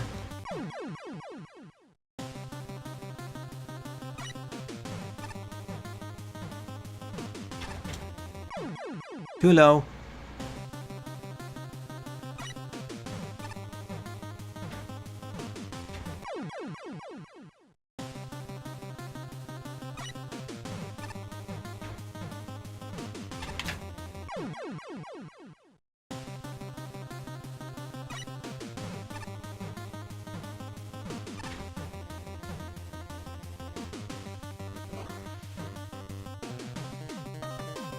Oh, okay. Let's pay attention to what's happening. There is a bit of a safe spot. Top right, got it.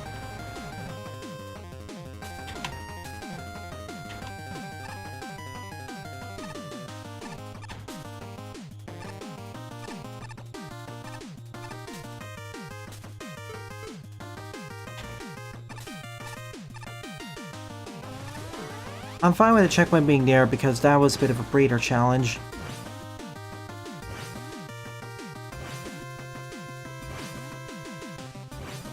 Exactly, Panta. That's something I really should have been pointing out for some of those challenges. Many of those which I got frustrated with the lack of checkpoint or something, they were sort of the you have to react quickly otherwise you die challenge. Because this game doesn't have something similar to the binoculars from Celeste, which allow you to see further ahead into the level. Once you come to these challenges, you have to react quickly. Parse together the correct set of maneuvers, weapons, and moves to perform, and then execute them proficiently in order to potentially survive. But here, you actually have time to see, okay, here's what I gotta do. Here's what I need to do, what actions I need to perform to ideally succeed in the situation, and you can reset the room a few times without perishing. If there was more of that, I'd be a lot more okay with there being less checkpoints.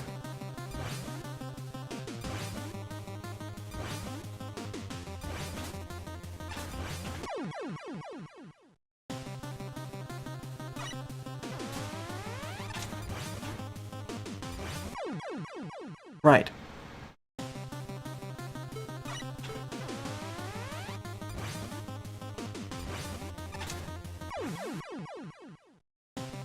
Yeah, I don't mind now or die types of challenges, but at least for me, at a certain point, they lose their luster. Again, that's sort of the live level I'm looking forward to. That's not the sort of level I look forward to when playing them on stream, or even off stream.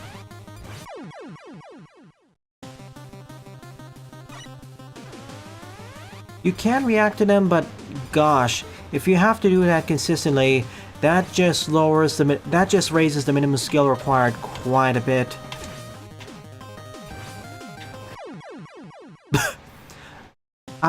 Imagine if I was able to pull that off.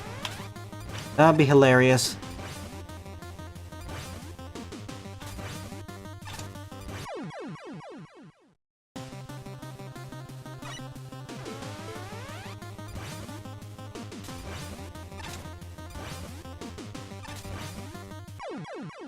Too low.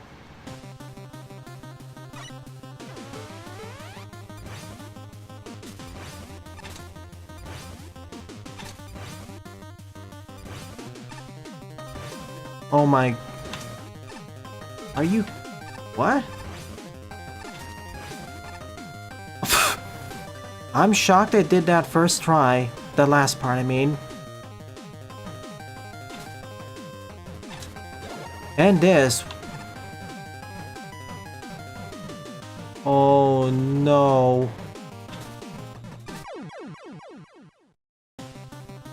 Again, I can see what's coming up and I can hear it. I can hear and see what's coming up and plan for that.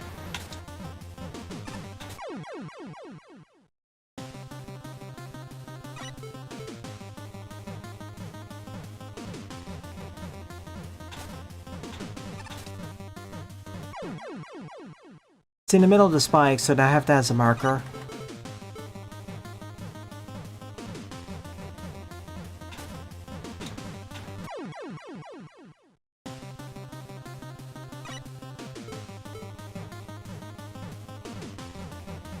This is why I say this level as being my 5th. Really? Okay, so it's slightly close. It's closer to the last spike of the second set.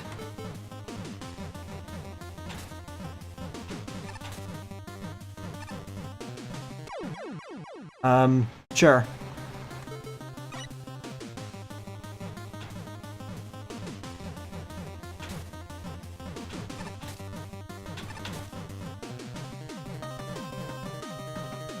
It's lower.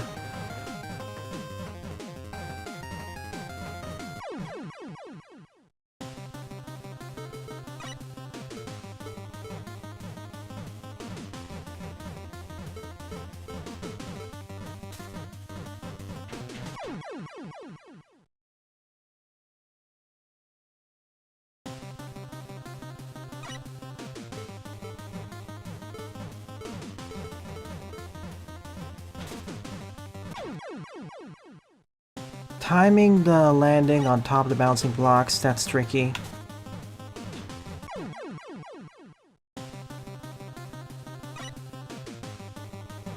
Or...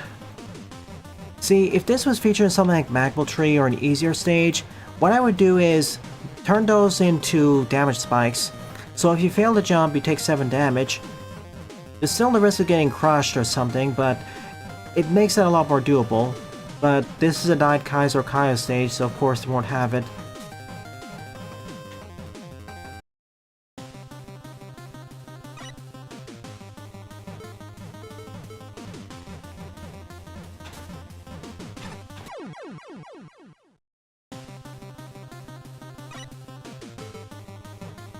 And just putting regular spikes here really wouldn't make much of a difference because there's no enemies to damage boost off of.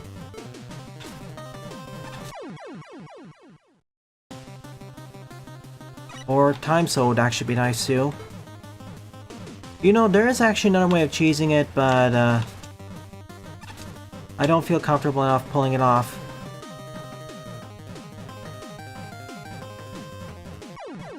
Of course.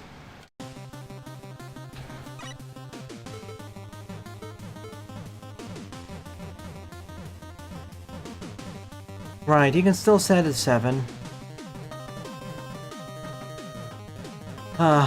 B to the power 6 if it had slower checkpoints. Well, I mean slower respawns. My bad.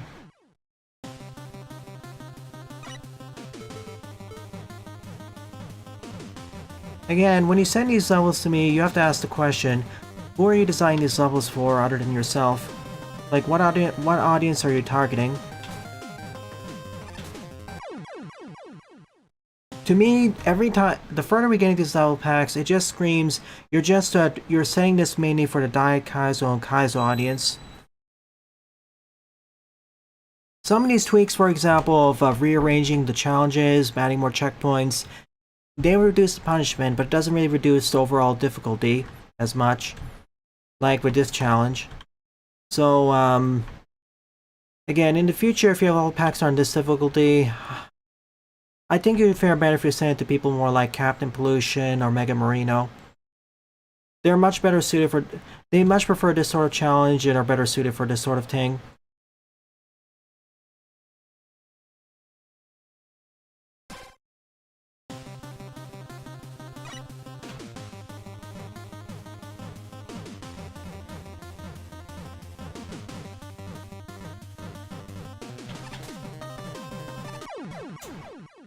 Sheesh.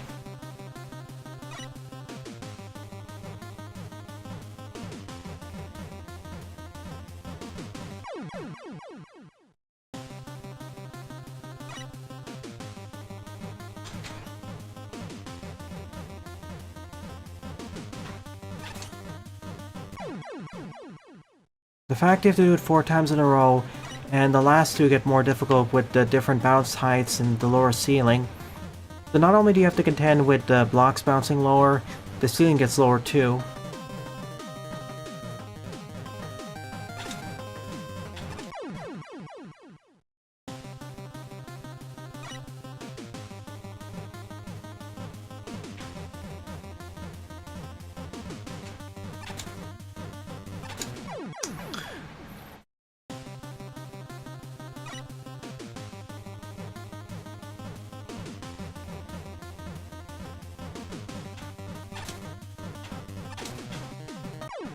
And the other problem, of course, is because the spawner's there, I can't jump as high or move as high at the same time.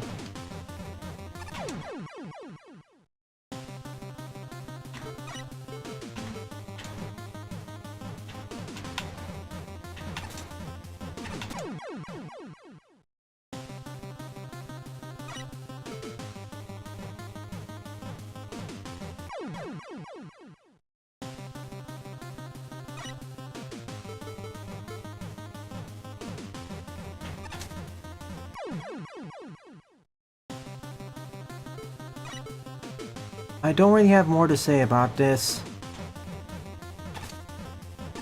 that I haven't already said. That's the problem using the Mega Balls thing, and of course the low ceiling. If I was tasking this though, yeah, I could totally do that. Tasking being short for tool-assisted speedrunning. Or if I could run this at half speed. Time Soul says hi.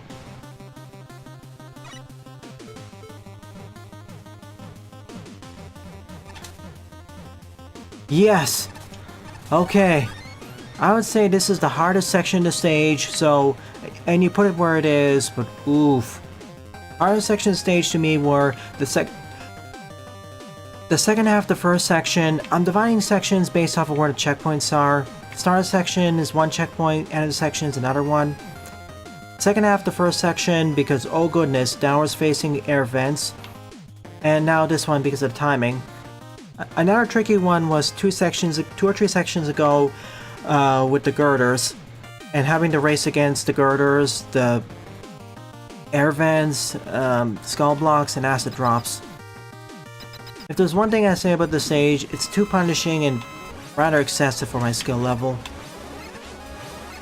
Again, this is something you should ask yourself when... After polishing it up, this is something you should ask yourself for future levels when you're setting the streamers. What audience are you targeting? Because for this sort of stage, I don't really... Even though I like made the individual challenges put together, I don't really enjoy the stage.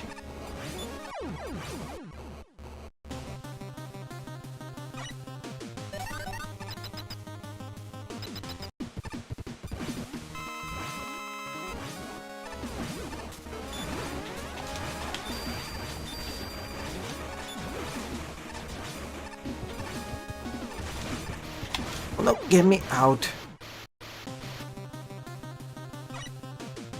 Thank you for the quick tips and tricks, thank you for the quick tips and tricks, Jaden. But that's enough of me ranting about the stage. Let's just get out of here and then do Oscar's level. Anything more I'll say about the stage is repeating what I already have talked about.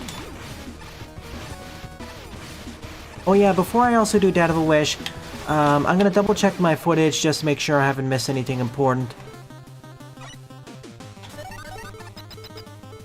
I'm just gonna cover getting the whole gang together. I'm not gonna cover the absolute final boss. Like, that's maybe a problem later. I may get to one of the bosses I missed earlier, though.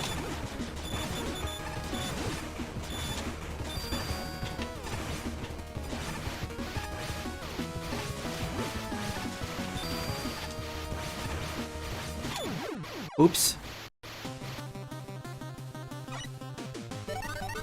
You'll know what I mean when you say it.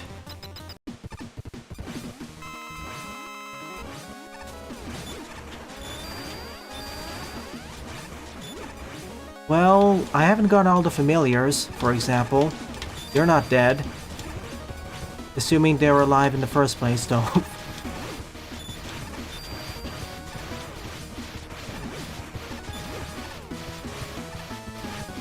Not to mention, we never found out what happened to Madeline.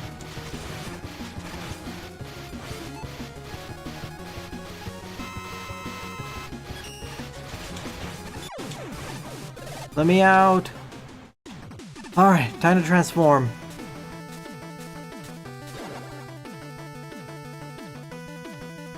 Oh my goodness, the Dark Fortress of Pain and Suffering is almost done.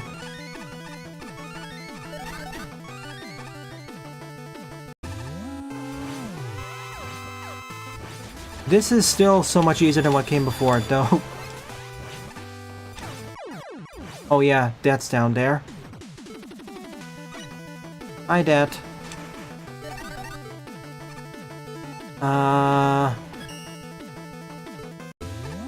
That's a good question. What are they weak to?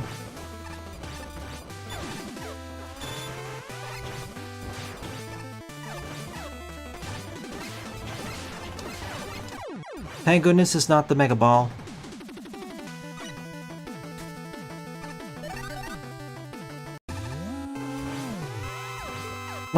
This is a question I've learned ever since my Magma 1, especially Magma 2 stage and beyond. You have to ask yourself, whenever you make a game or level or piece of content or work of art in general, you gotta ask yourself, what's the audience you're targeting towards? And it's okay if your answer is just for yourself.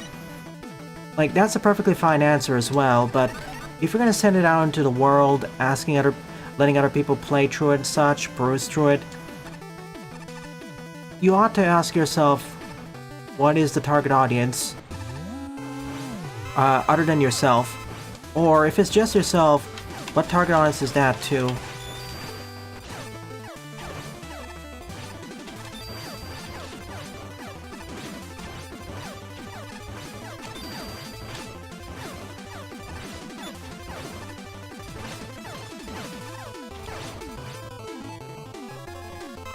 That goes to philosophy.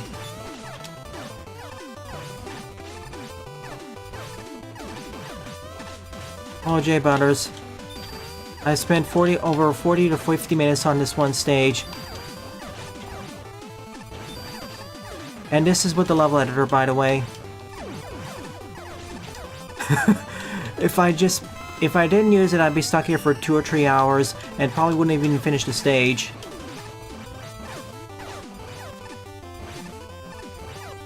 Are you... Yeah, thanks.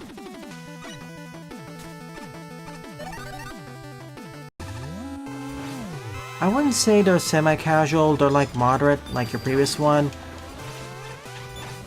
I think that difficulty was more of a mistake in the previous level. I'm just gonna cover one more stage after this.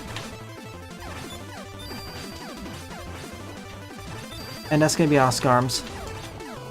I'll cover your level next week, Sunfloor. Next one. Even their Lepati's Exile pack wasn't this, for the most part, painful. What is Anchor's weakness? I mean top Anchor, not bottom Anchor.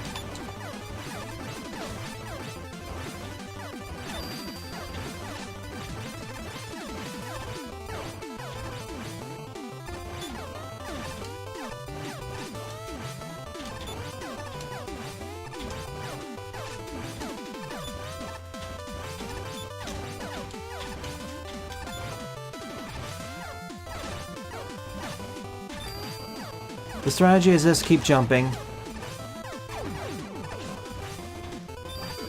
Yeah, just keep jumping, actually.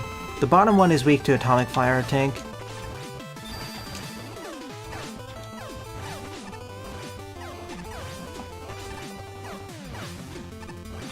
Yes, Yes! The Dark Fortress has been bested. Oh my goodness.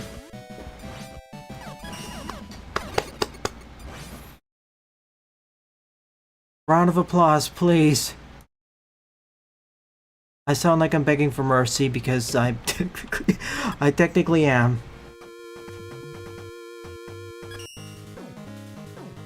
Yeah, I've already made my opinions on the stage very clear, so it doesn't bear repeating.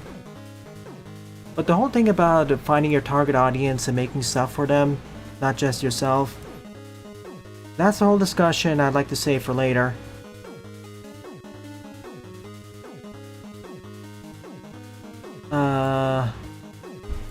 Hang on a sec. Well, the other reason is because my voice is burning out, and I need to take a short pause.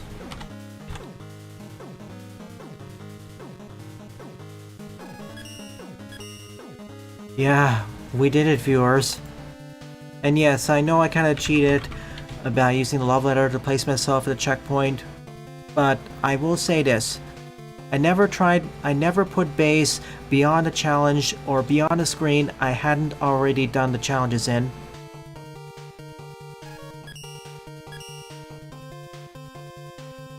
I mean, sure, they could do Axe mod as well.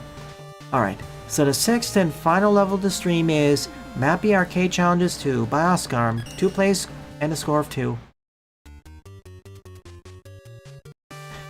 Time for very much of a breeder level that's kind of a nothing burger, but I've been through so much right in this last hour.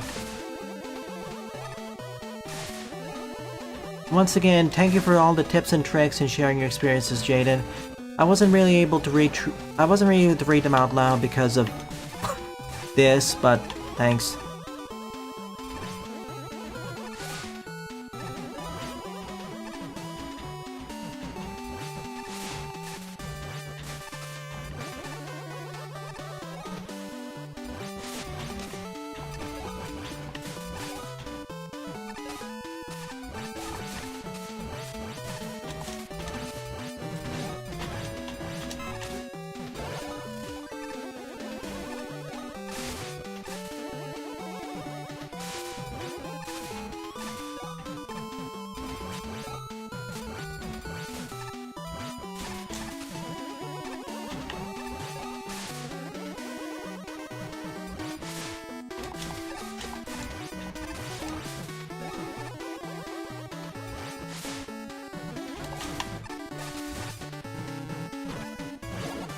Technically, I did Sylph. That was Mappy Land Arcade Challenges 1. This is 2.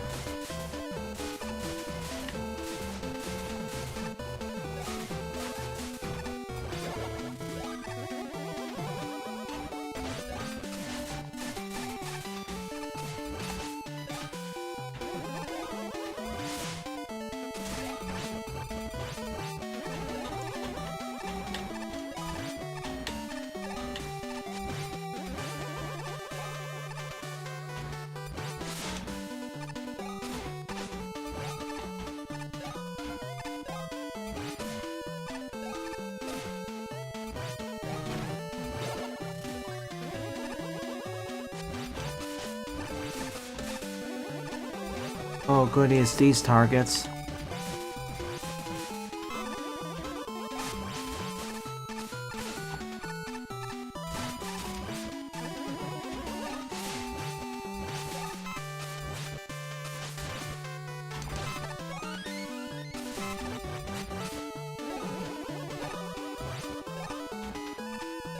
These... what's the spell?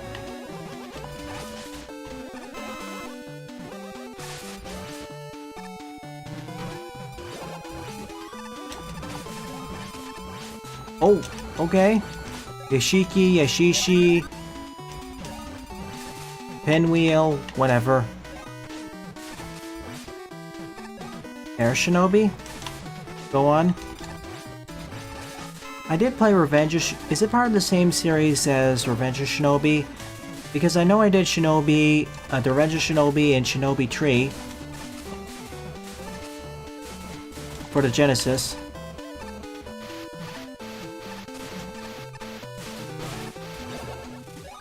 Oh, it's not part of that series.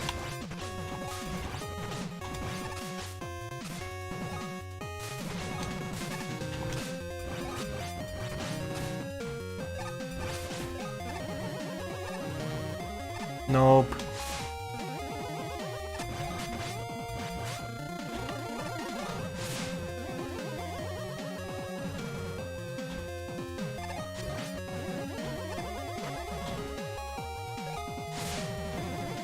Oh my goodness, go!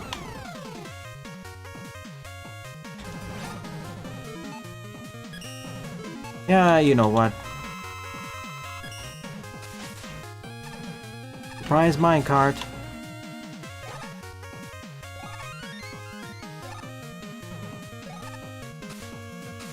Instead of Kaizo levels to focus on swapping between the pile drive and wheel cutter. Huh. That reminds me of Fish on a Sticks level. The Celeste-like level. Well, we'll get something for a react, I can assure you that.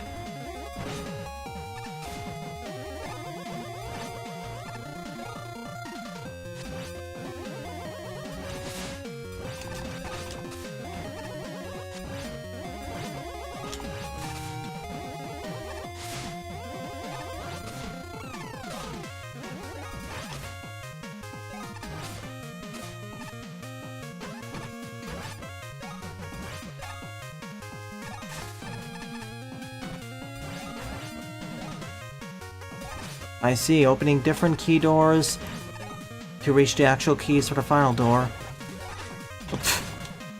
That wasn't... Okay, that was rude. The teleporter led directly into an enemy.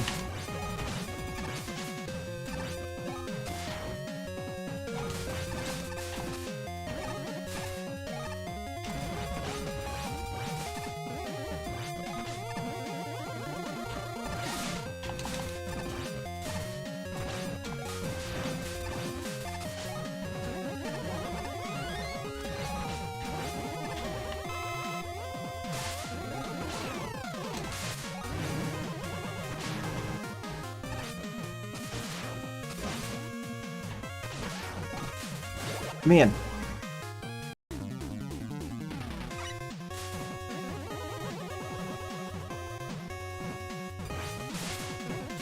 I get what this game is trying to go for, the stage.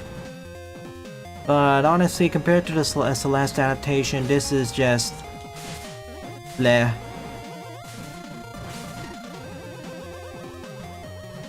There are better ways to get arcade challenges into Mega Man. Like when you did the Arkanoid stage, that was a lot more fun.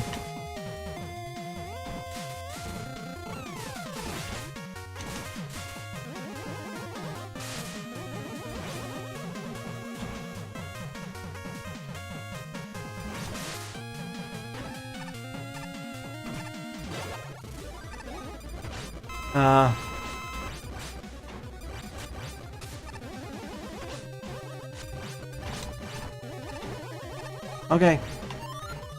Let's go. And go.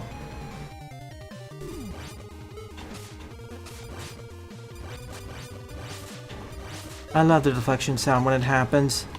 It's music to my ears.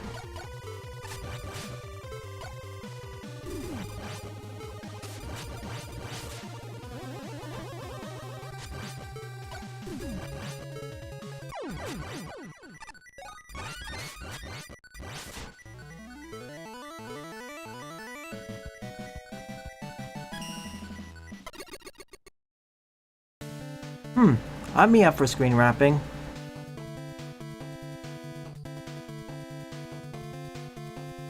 Note that down.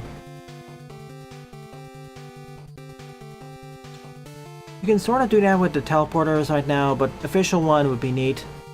Although... Sorry, but compared to your other arcade offerings, this is just bleh.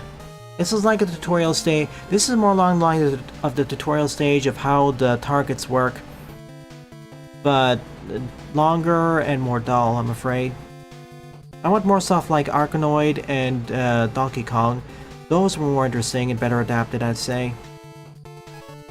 So overall, of the 6 Fierce mid-levels I covered in today's morning stream, my favorite one would certainly be MSD2 Celeste by Fish on a Stick, with an honorable mention going to Sunflora Azumarill, or Aurora Palace by Sunflora Azumarill.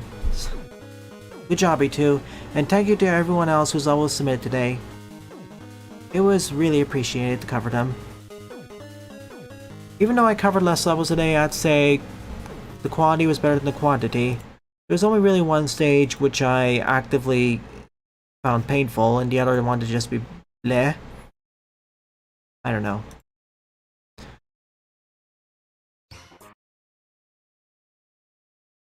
So with all that said and done, it is time for the art showcase.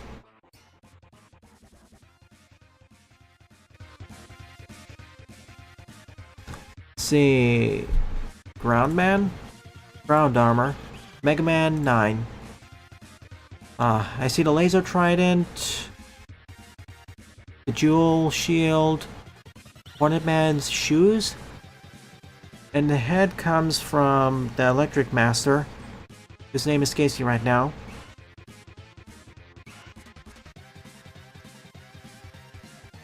Yeah, 6 levels only, I'm afraid. 1 level took the vast majority of the time.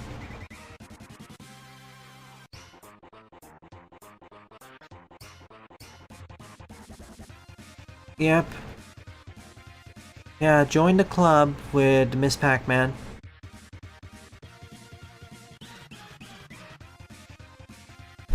Okay, the other half of the Masters. No, that's actually the Hornet Shield.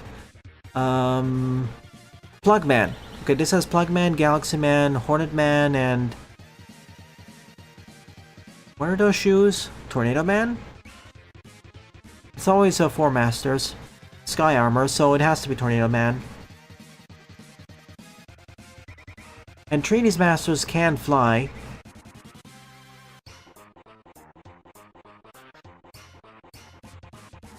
Okay, on to Mega Man 10, the Entertainment Armor. So, Blade Man, Proto Man, Strike Man, Commando Man?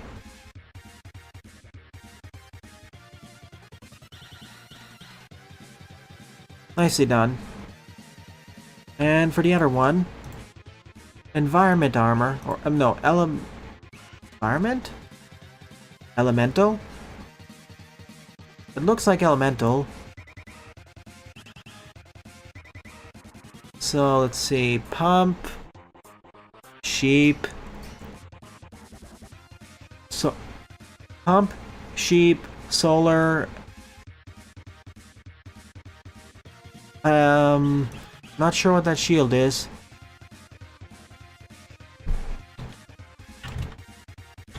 Let me think.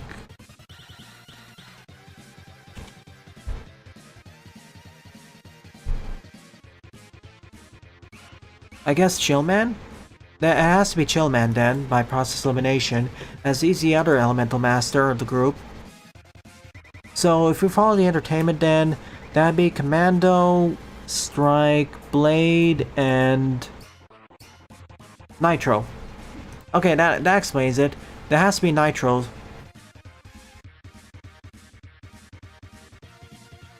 Art from Bill Cipher, aka from Disney, and Alex Hirsch. A bunch of cryptids. Let's see. Throne of Hell.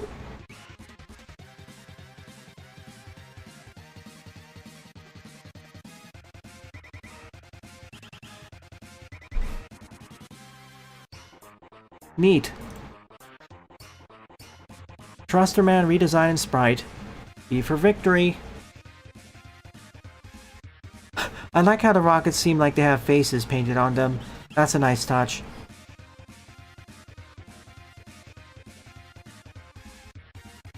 Nicely done. And it's not over-designed either. This is something I've noticed more and more of. Sometimes Sword Masters are over-designed for 8-bit sprite limitations.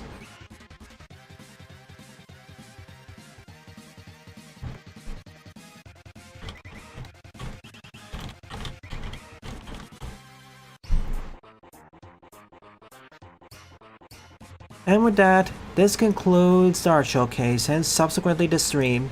Thank you very much to those who either submitted levels, submitted their art, or simply participated in chat. It's due to your continued support why I continue to produce new content for the channel. It is really appreciated. So, if you're enjoying this or any other piece of content on the channel, please rate, comment, favorite, and or subscribe, as they all help it out. Don't forget to follow me on X, Mastodon, Coast, and Blue Sky as well, and join my Discord server, as I regularly post updates there. Thank you very much for watching, and I hope to see you all sooner rather than later.